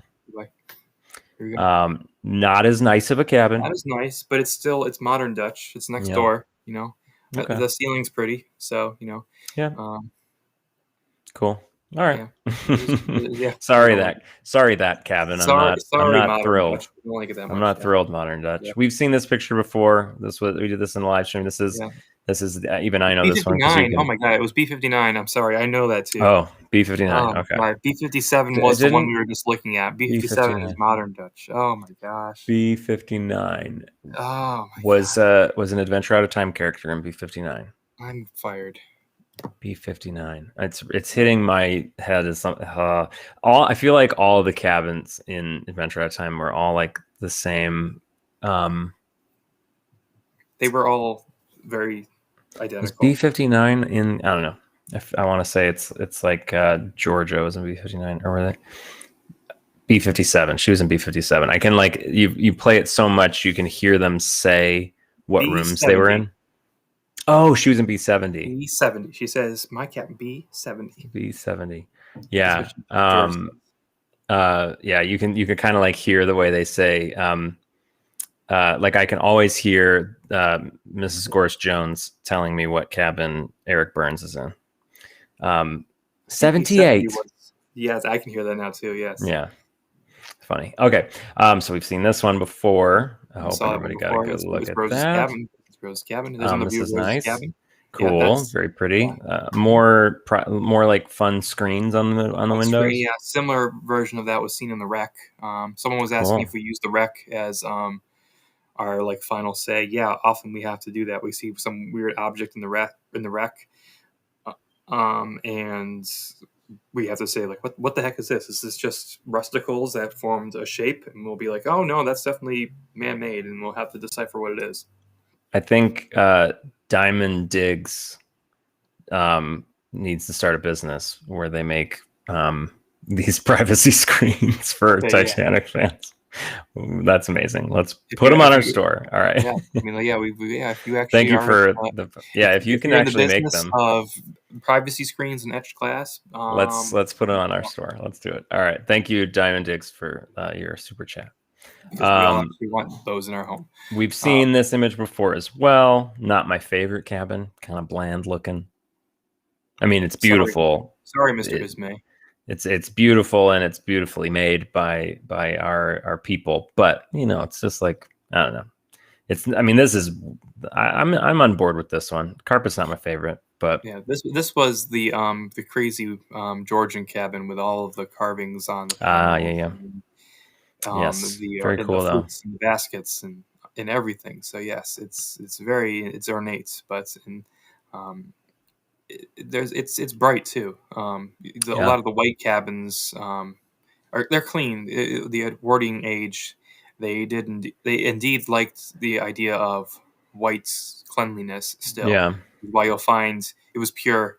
It was right before the 1918 pandemic, but they still had the whole fear of little microbes and things. Yeah, so they wanted things white and clean because white was pure to them. So they saw the white, they didn't have the fear any muck and much. Yeah. So white was a nice clean color. That's why all the corridors are white too, for instance. Interesting. That's one of the reasons. So here's something I've never seen until today. Mm-hmm. The nice sitting room B50 52. Took me a second again. I'm sorry. I'm so used to seeing just black and white versions of Olympic. It throws my head for a loop. So this is Olympic's version of it. That's why I'm so confused. Thanks, Gio. Yeah, that's Olympic's version. But yes, Gio likes to make. He basically does the 3 versions. And crazy. This is so. I'll also have. He's made like the Strauss sitting room, the one that's in the Regent style, and he won't just do it in Olympic Titanic style, which still has differences. Suddenly he'll be like, "Here's the same cabin but with Britannic," and we'll be like, "Wow, you didn't have to do that, but you just wanted to do it," and it'll be like completely different. So yeah, the Titanic version of this, the fireplace is moved to not be between the windows. The door would be between the windows. That's why I was like, interesting. Cool. We are finally out of the cabins. I think we can kind of blow through some of these because we're running a little long. I want to get to some people's questions. This is obviously the private promenade. Lots of images of the private promenade. We have a good idea of what's going to be in there. We showed you what the furniture was like before. We have our private promenade just needs a little bit of like tweaking to get it right, I believe. There's not much to change in there. We just need to adjust. We gotta make it look prettier. That's it. Yeah, it's especially if you guys could see some of the stuff that we're working on now. This definitely is just like a slight step behind the visuals that we're making now. So this does need a bit of a facelift. That's going to be the end. That's going to be the end talk of all these other places. Right. The same with the B-deck reception room right here for the restaurant. You were able to explore everything else you see until we get to second class. You were able to explore already. Well, with the exception of the galley. So you're probably saying like, well, what more do you need to do? You already have this in demo 3. Well, there is some things that we have to change. We have to add. For instance, here we need to rework the moldings on the ceiling. It's not a huge deal, but we just have, again, we have the actual like architectural drawings now of what those moldings are. So we have to readjust the carvings around the architraves and the ceiling coffers. We also want to add different. One thing that we want to add to this room are ashtrays, which is surprising. Not just little tiny ashtrays that will sit on that table right there, but larger ashtrays, which we see in different ships. And Gio came up with that idea. So we're going to be adding ashtrays. I guess it's more accurate to call them like ash or cigarette receptacles, basically. They're big plant stands that we're going to put around. Yeah. I know what you're talking about. Yeah, it's the thing that they did back then. Here is ours from demo 3. Yes. Very, very pretty. In case you forgot. So yes. Now we're gonna head down the hallway. We're gonna head down the hallway. This corridor has to get a facelift too. It's this little this little strip again is a subject for much debate on what it was like. So it's going to get a facelift. It's going to get a little bit of a change, not drastically. It's not that important of a space. Obviously, we have there's a hierarchy of like what's the most important area to finish and like what has to have a focus. And like a little corridor like this isn't like the make or break of the game, but we still want to give love to every area still, absolutely, and detail. And there will be log entries in this corridor. There won't be very many, obviously. Right. That there's not much to see or do, but there will be things to learn about. So we want to make sure they're accurate. So here are some historical images of the Cafe Parisienne. Yes, and yeah, I gave this to you because this is the main reason what we have to add to the cafe. But go ahead with what you were saying. No, what so I'm curious. This is what ship are we on with this then? Oh, this is Olympic. Okay. Motorcycle. I tried to hit the M button, but I know it's okay. It's okay. Yes. Okay, so this is Olympic in the late 20s, obviously. Yes, you can see because it did not have the cafe when it was launched. It did not have the cafe, no. Okay. But one of the things that our cafe does not have that Olympics has, which we need to add to all the tables, depending on what time of day or whatever, are tablecloths and table settings. Now, I know that might seem shocking to people who have studied Titanic and see the photographs of the entire cafe. They say, well, there's no tablecloths in that room. Well, that's because you're seeing the room when it's not in use. You're seeing the room before it's fitted out. You're seeing the room before passengers arrive. But most of the photographs that we see of Olympics Cafe Parisienne don't show a photograph that contradicts what I'm saying. Oh no! But Oh no! Yes. So many pictures. Here we go. There we go. Yes, but the historians we've spoken to, they do say that it'd be slightly taboo to even for the Edwardians to have tea on a table without a tablecloth in that setting on that type of table. I know, interesting, because it's a wood top with that's with leather. I don't know. Talk to Bill Sauter again about it. He suggested to me. I know that they have tea or whatever down in the reception room, blah blah blah. But he said with the Olympic, etc., we're definitely going to have was adamant about having table cloths and such. And I said, oh, that will make the room a little bit more, even brighter, more so. So yes. And now if we go into the a la carte restaurant, there's a few things that need to be adjusted here. Needs to be we got to move the tables around a little bit. And we have to add some tables too. There are 2 fruit stands on wheels that we did not include, which was silly of us, which are right in front of the buffet. They're on plans. They're noted in Britannic specification guide. And we have to readjust and change. We got to change those flowers. Sorry, Kyle. They look so.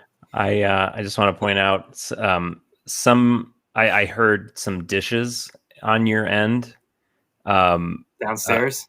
Somebody's making some food or something, and being that we're looking at the restaurant, that's so fitting. Let's move. My brain was like, oh my gosh, I can hear the restaurant.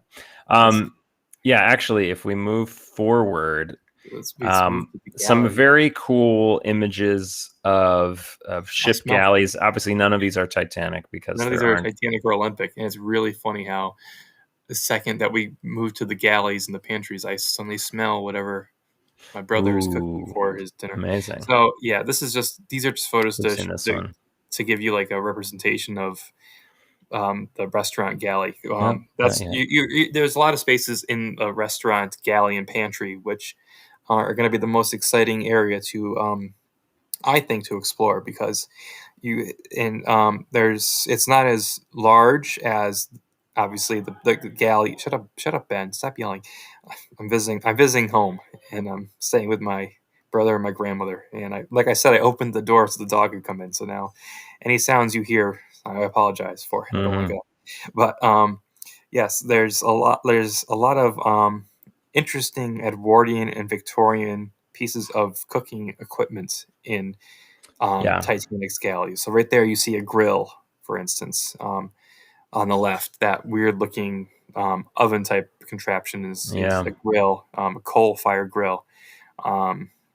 In the right is a giant range, and in that range they had a grill and a range very similar to that in the restaurant's galley. The makers were Thompson or something like that.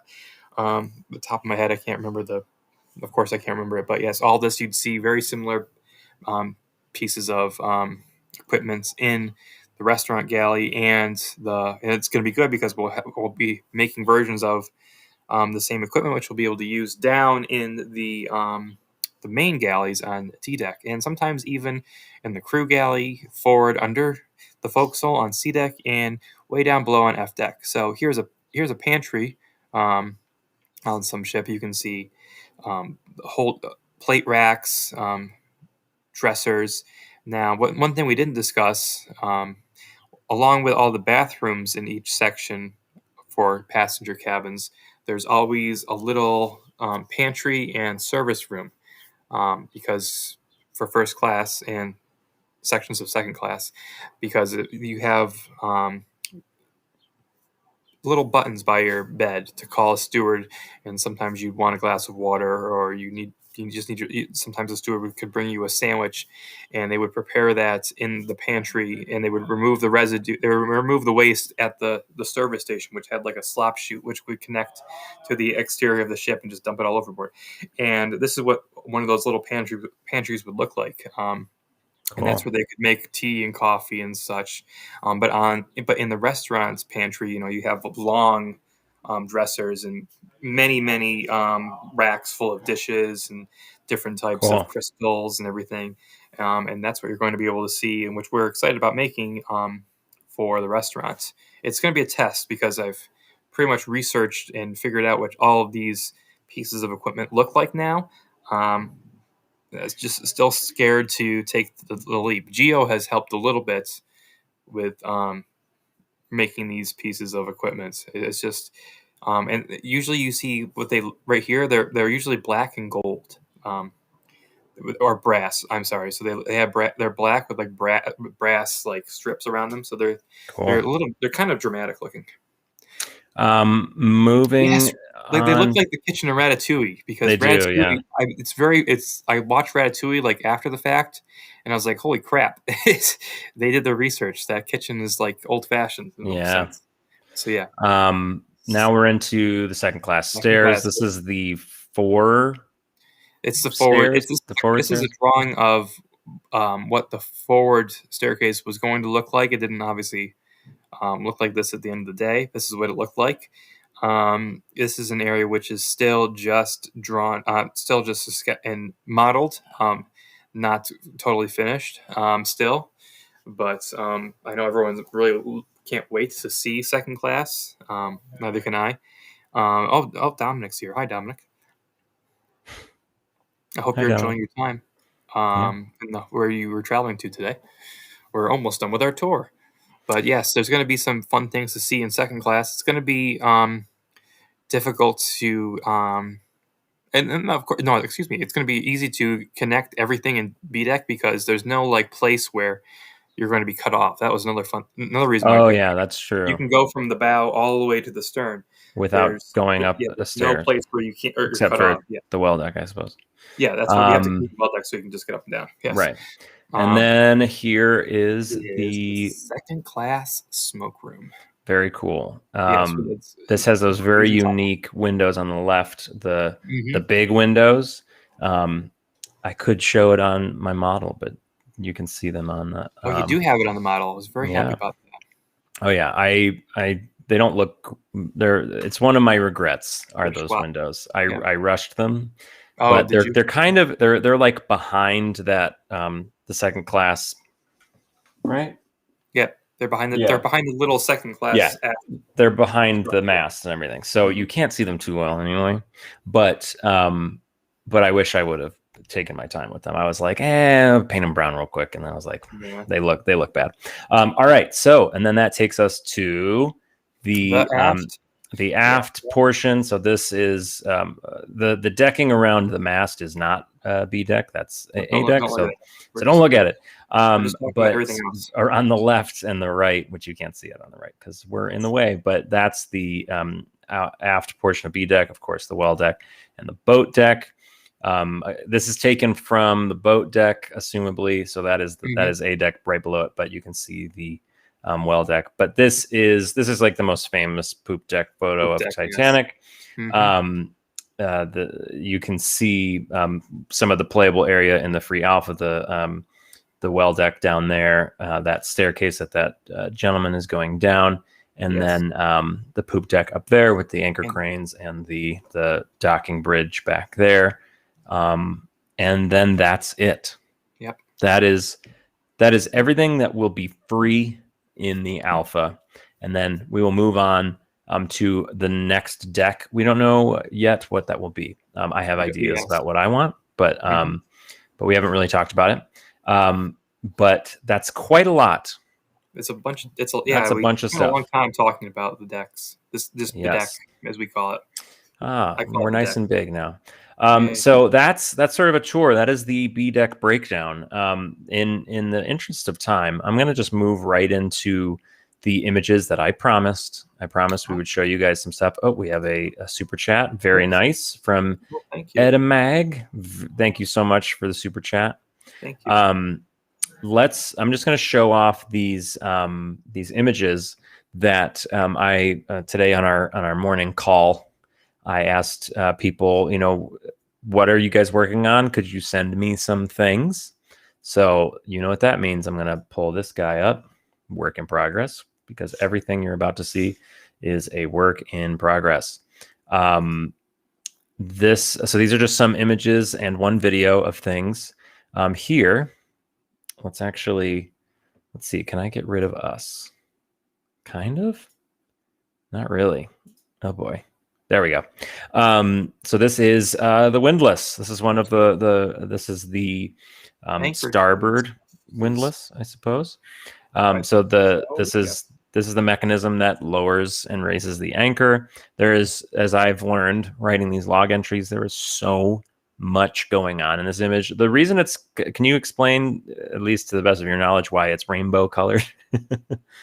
Yes, I can, to the best of my knowledge. It's being mapped in a sense. I mean, like, I know that there's a base of it being like they looked at this is from Jan, our modeler, and to a degree it was based off of what Kyle created first. A lot of this stuff has been like the modelers look at Kyle's as an inspiration of sense, but they still are remodeling it to give it much more detail. But I believe that this is the UV mapping of it all. Cool. Yes, Dominik just confirmed it for me.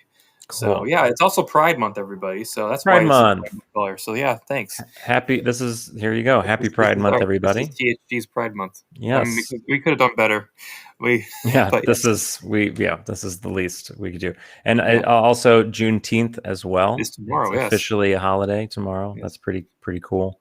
So lots of things to celebrate. Everybody in the Titanic community.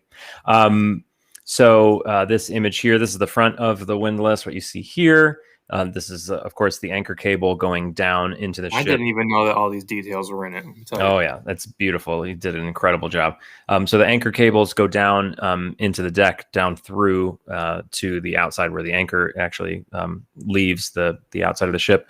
But what you see, there's a chain that goes into the front of it. That's that keeps that's like a safety precaution to keep the chain up. It also allows the crew, those are turnbuckles on the end, to tighten it so it actually can hoist the anchor as close into the ship as it can. So you have to remove the safety turn. You have to remove all that first via the turnbuckle. Right. So in our dream scenario, where you can do all of this, you can lower the anchor. The first thing you would have to do, well, there's some other stuff you'd have to do first. You have to mess with the brakes first.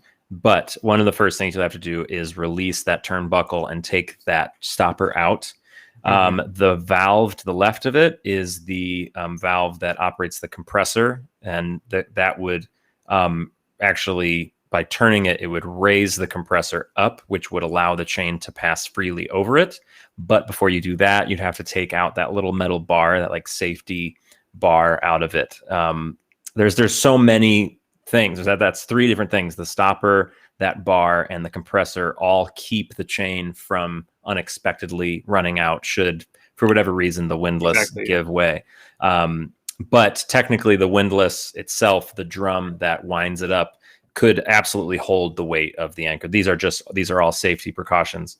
And what's cool is you could raise you could lower the compressor and pull an anchor in. And so every time a chain link would pass the compressor, it would have a safety feature behind it. So it'll pass over it, but it won't go in the opposite direction. So lots of details going on there. Here is the... Good luck, Derek. Yes, good luck, Derek.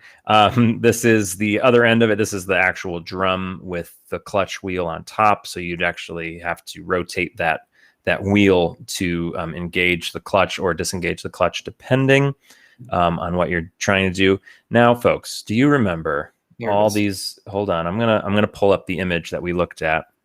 This will take me 1 second. I never knew that little thing you could open up right there. Yeah. Oh, yeah. Oh, boy. I should probably look into that, because that deserves a log entry. If you can open that, then we should be able to open it. I assume it's just to get access to the actual pipe that goes down to the chain lockers. Yeah, you don't want anybody. So yeah, it's just I assume that's all that is. But I'll have to do some research. So I'm gonna pull this up real quick. So I'm gonna make this go away. You guys remember this? These people here. I'm gonna pull up this image. Dupe. So this is something that is a work in progress as well. On the left on the bottom is a fire hydrant type deal. On the top, I'm guessing is it's like a nozzle for the hose, which is in the receptacle on the right. But this is exactly that. What is right behind their feet and behind where they're standing. You can see it on the right and on the left. So that is being made. Yes. So once these are made once, they are copy and pastable. In fact, there are 2 of these fire hydrants on the left. There's 2 of them on the forecastle. Correct. That need to be made, and so they're already made. 2 on the well deck. There's 2 on the B deck strip. Yeah, there's like always. They're all over the place. They're for if there's a fire, of course, but it's also if you're washing the deck, which the crew had to wash the deck, I believe, every day. I think they had to just every day, but not Sunday. Every day, but not Sunday. So that's where all that water would come from. And as the anchor chain would be pulled up, when they drop anchor, when they're pulling the anchor up, the chains would come up covered in things. And so they had to hose that down as it came in. So that way it's not sitting all gross in the chain locker below.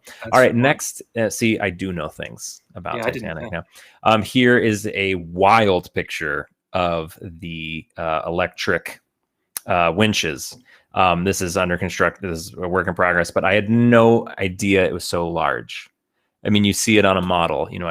There's a bunch of them on the model. Because the boat deck ones are smaller. Huge. Yeah, that's true. The lifeboat winches are smaller. This is gigantic, but it's unbelievably beautiful work. Made so that it could move, and you can open up and go into it. Everything. This is magical stuff. And then here are 2 images of the cranes. You think that might be too big? Yeah, that's what Kyle says too. Kyle says too big. It does look really big. We'll see. We'll have to look into it. Maybe that's a small. People were smaller back then. That's true. People were smaller back then. It does. It is like I don't know. We'll figure it out. This is of course this is a cargo crane. This is underneath the platform. There's so much going on there in terms of mechanisms. And then here is the crane itself with its different compartments opening up. Here are some pipes. Those are going to be used in a lot of ways. These pipes in particular, I mean, they could be anywhere. There's pipes all over Titanic. Here are a collection of forecastle deck assets, I guess you might call it. On the right is a capstan that would twist to warp. Oh, hi, Matt. We see you down there. In fact, I can get rid of this and then get rid of you and me. Oh, no, I'm still here. Anyway, so the capstan would help warp the ship. So it would spin and tighten the rope to move Titanic like closer to a dock or whatever. We've got bollards or bits, depending on what you want to call them. Some of them, as you can see, are ventilating bollards, which have the little dome top, which could lift up. We have a mushroom vent, I guess is the best way to put that. I'm not sure. Yeah, this is one on the well deck in between the two cargo hatches. And then we have another bollard. I believe this bollard. Or whatever. Well, no. Okay, so the one to the left of the. Yeah, the bollard between the mushroom vent and the roller, I think it's called the roller. Yeah, it's not a low. There's the low roller. Is this called a high roller because it's higher off the ground? But that's for redirecting cargo, lines and whatnot. But the one in between, I believe this bollard is actually for the floating crane. I don't think it's from Titanic. Oh, that's why it looks so different. That's why it looks funky and slightly different. That is not from Titanic. He is unique. Yes. Moving on. This is the last image of stuff that our team and volunteers have been making. This is a under construction bulkhead lamp. I believe it's called an oyster style bulkhead lamp. This would be on the well deck, for example. And some of them had like guards on it because cargo is swinging around. But this is just an example of how they're made. Actually, you can see it's placed over top of a drawing of it. So this is sort of a good idea of how we make stuff. So here are the last few images. The floating crane is nearing completion. It just needs textures and some rivets, that sort of thing. But the structure of it is finished. This is demo 3 stuff. The ship is very much old. Those little train cars, very much old. The crane is what we're focusing on today, everybody. Just to show you what it looks like. And now it's on the correct side. We had it on the other side for demo 3. The floating crane was on the port side because it was a very low detail object. And so we didn't really want people to go near it because it was meant for atmospheric purposes. But this is the side that the crane would actually be on. And so part of the reason why we had is this Mirko did this? Do we remember? So. I think it was Mirko. Yeah, I think Mirko did this. Yeah. And an incredible job, by the way. But this is just redone because it's going to be very much, when you're on the forecastle deck, it's going to be above your head. Yeah. Which is going to be pretty cool. And so here's a good shot from underneath it. And then here is the little video that I promised. This is just walking around the crane so you guys can see the scale of what this crane would look like. I think you won't be able to hear us while we watch this, but here we go.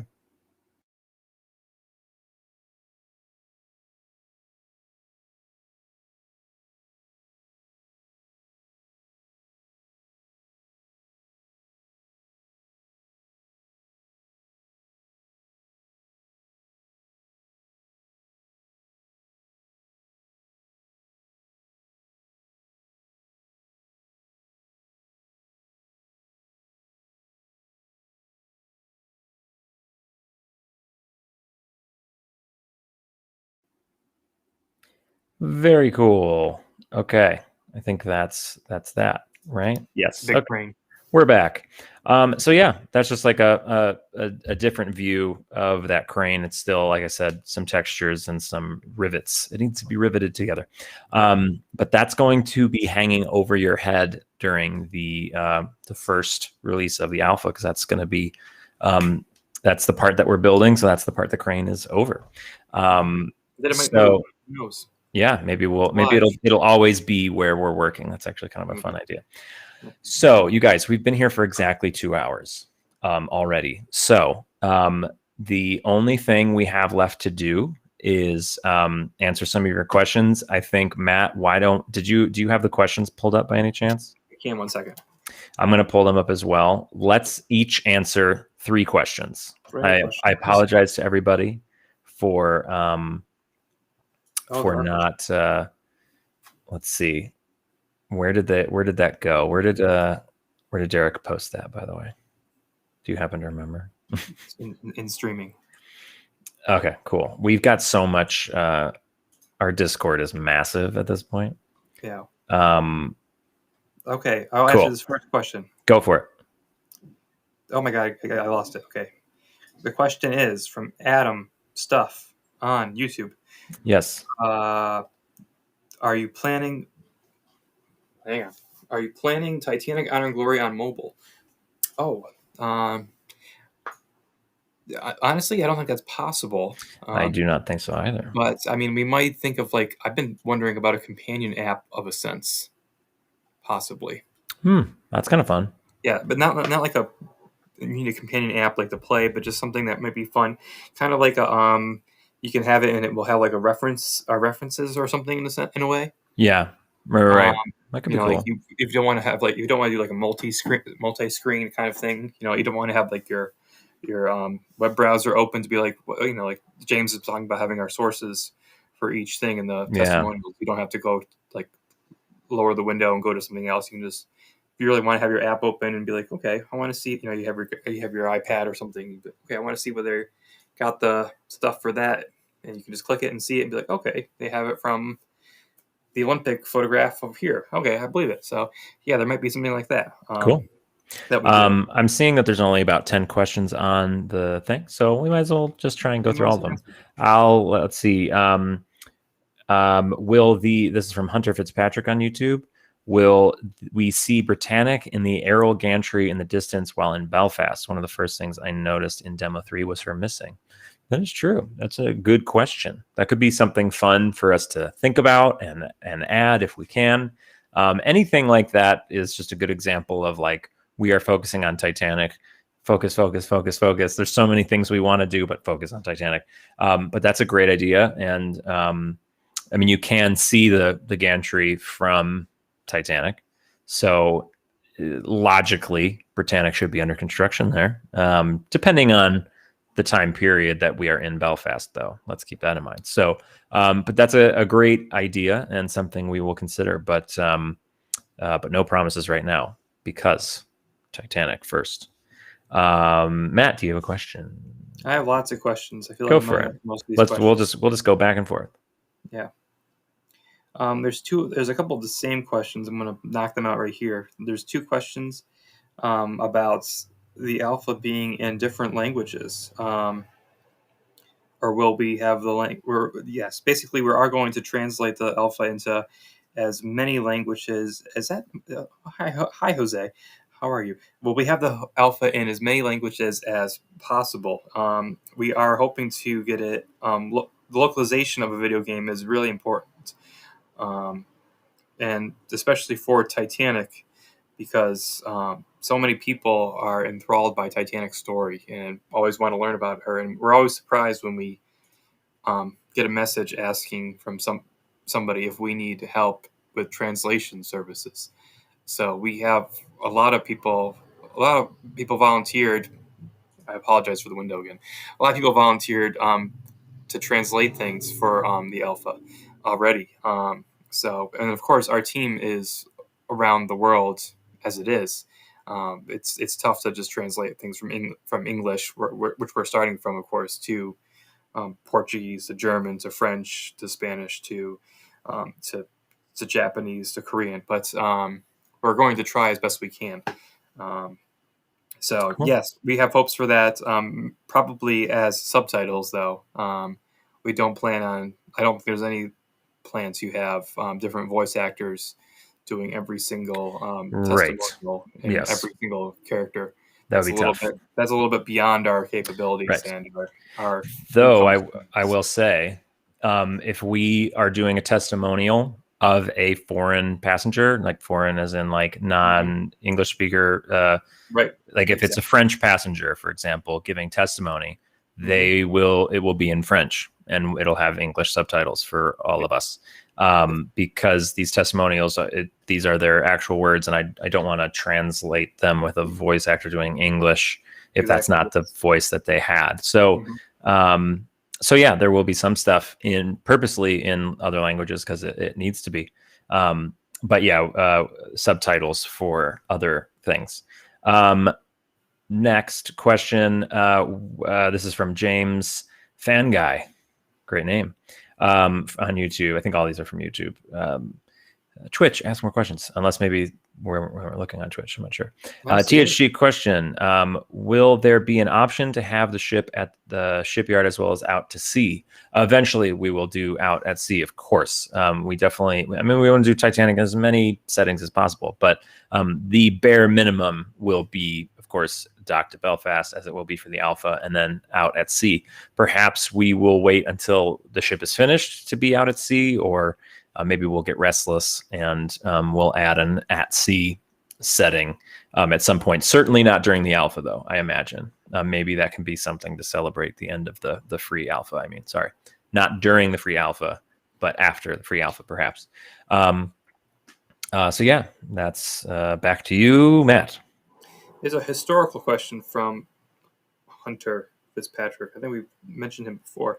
Will we see Britannic in the Aerial Gantry? I answered that already. Oh, you did already? I apologize. Yeah. Sorry, you were probably looking up other questions. Yeah, I was. Yes, I was clicking all these things. Yes.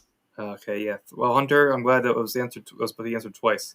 I'll answer. Oh, you answered that one too. You're going to answer that one. Okay. Well, you answered that one. That one. There's so many good ones for you. Yeah. I'll deal with the stressful one that Kronov asked. Well, all this seems like a monumental amount of work. How do you ensure that this will not be a 10-year project? Well, unfortunately, it's too late.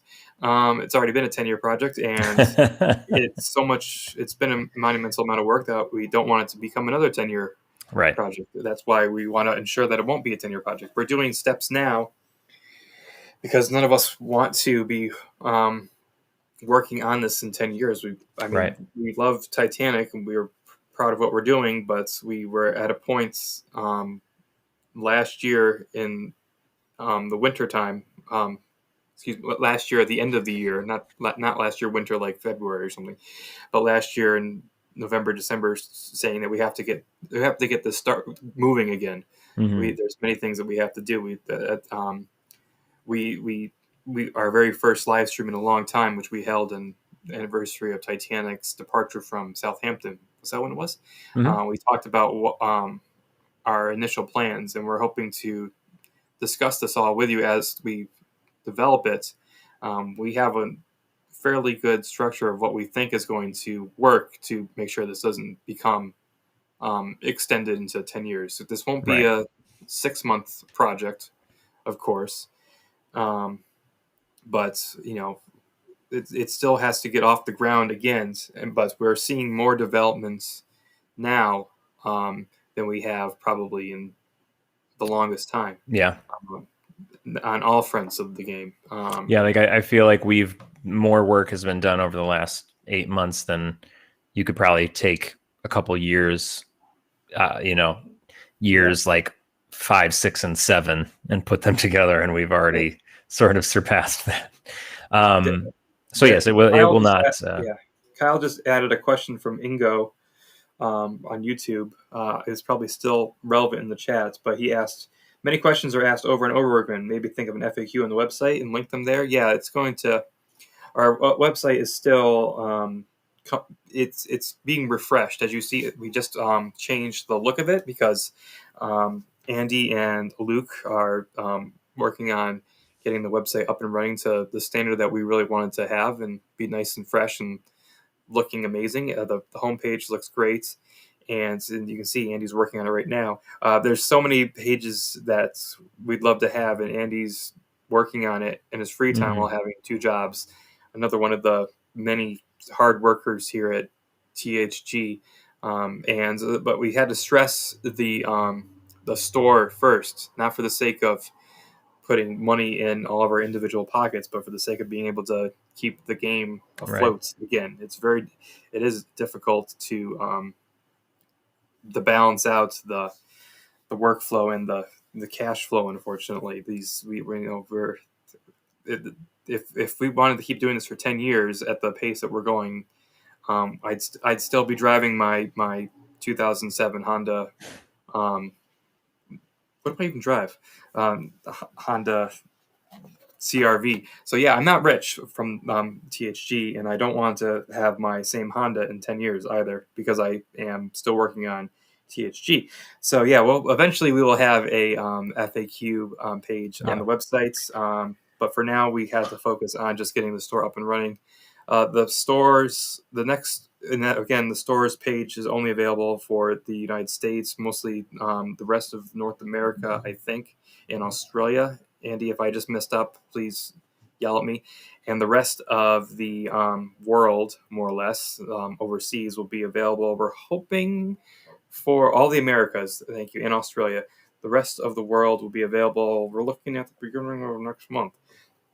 No pressure, because Andy's doing a good job. I will also say, in regard to the FAQ question, I've mentioned this to others who brought this up.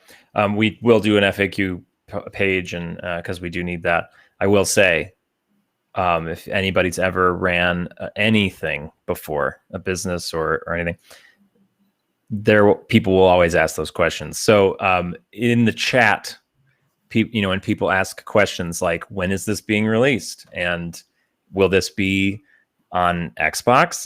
People ask these questions, and avid fans of the series tend to say, hey, that question's been asked so much. Stop asking the question.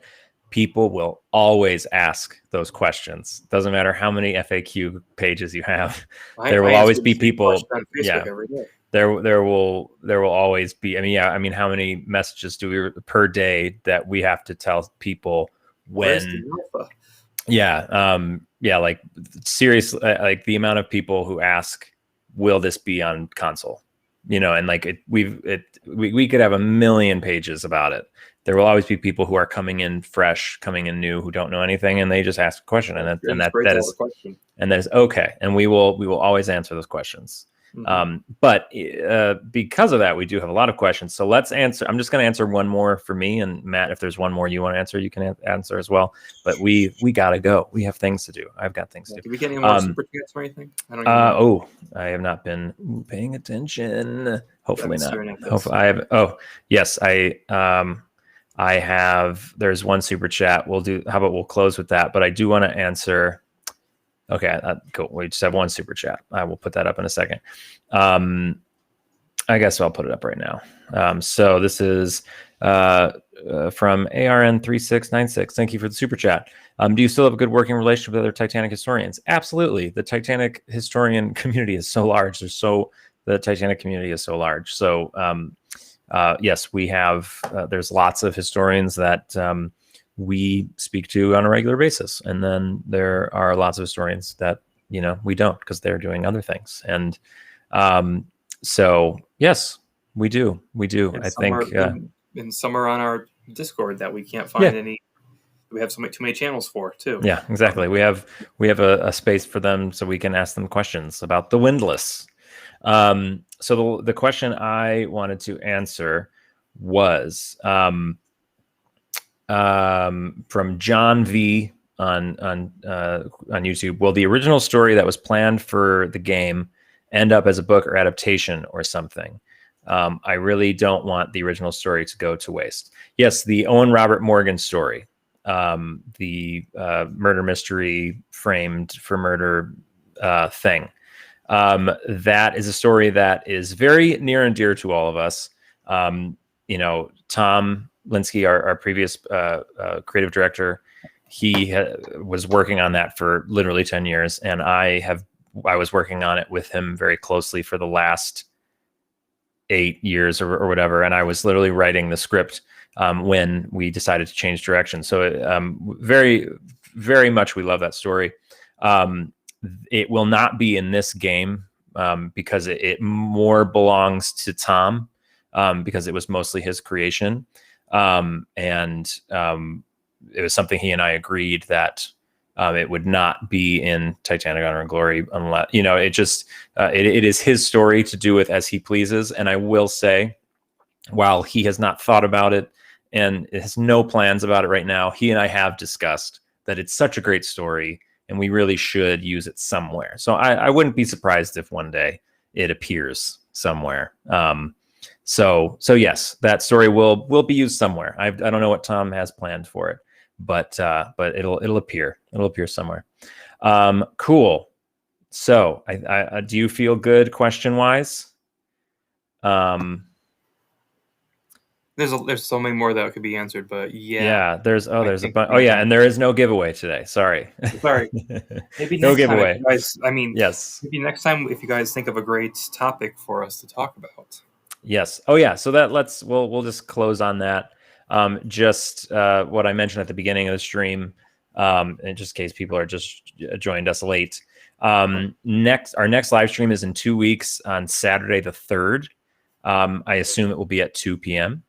And we don't have a topic for it yet. So let us know in the chat. Let us know on Reddit. Let us know on Discord what topic you would like us to talk about in regards to Titanic, Honor and Glory.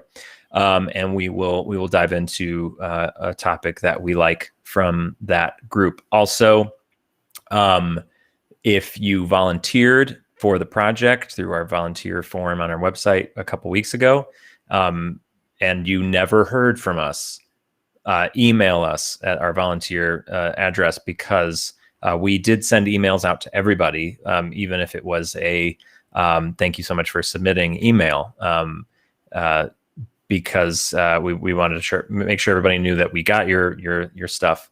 So if you did not get that, check your spam folders, and if it's not there, email us. We'd love to. We might have sent you an email asking you, please help us, and we haven't heard back. So that's that. And then I'm going to start playing Adventure Out of Time soon on Twitch. That'll be fun. So join us for that. And keep an eye out for the website. It's on its way.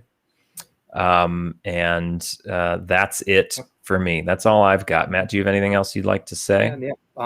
Check out our website if you can. If you see anything you want to purchase and you live in the Americas or Australia, take it. Just grab it. Just do it. Have fun with it. It helps. It supports us a lot, and we need the support still from you guys. Yeah. We've had it for so long, and we're grateful for it. But it's very helpful. I feel like I ended the last stream this way too. I don't want to get into it, but check out our Patreon again too. Yes. If you're interested in that, a lot of the big patrons are going to be getting a surprise soon, the beginning of next month. Oh boy! Finally after all this time. Join our Patreon, and it helps us. It helps us pay the people on the team that absolutely should be paid for the incredible work they're doing, which is everybody on the team, by the way, and from literally every person who helps us out deserves the world, because they every single member on our team, every single one, joined this team with no promise of money whatsoever. It was every single person. It's always been, will you join on a volunteer basis? Very few of them have been able to be with the project long enough to get some sort of compensation for their very hard work. And we're very grateful. And the only reason we are able to do that is because of Patreon, because of the store. And because of YouTube revenue, super chats, even the super chats go directly to paying somebody for the incredibly hard work that they do. But a vast majority of the team is volunteer and has always been volunteer. I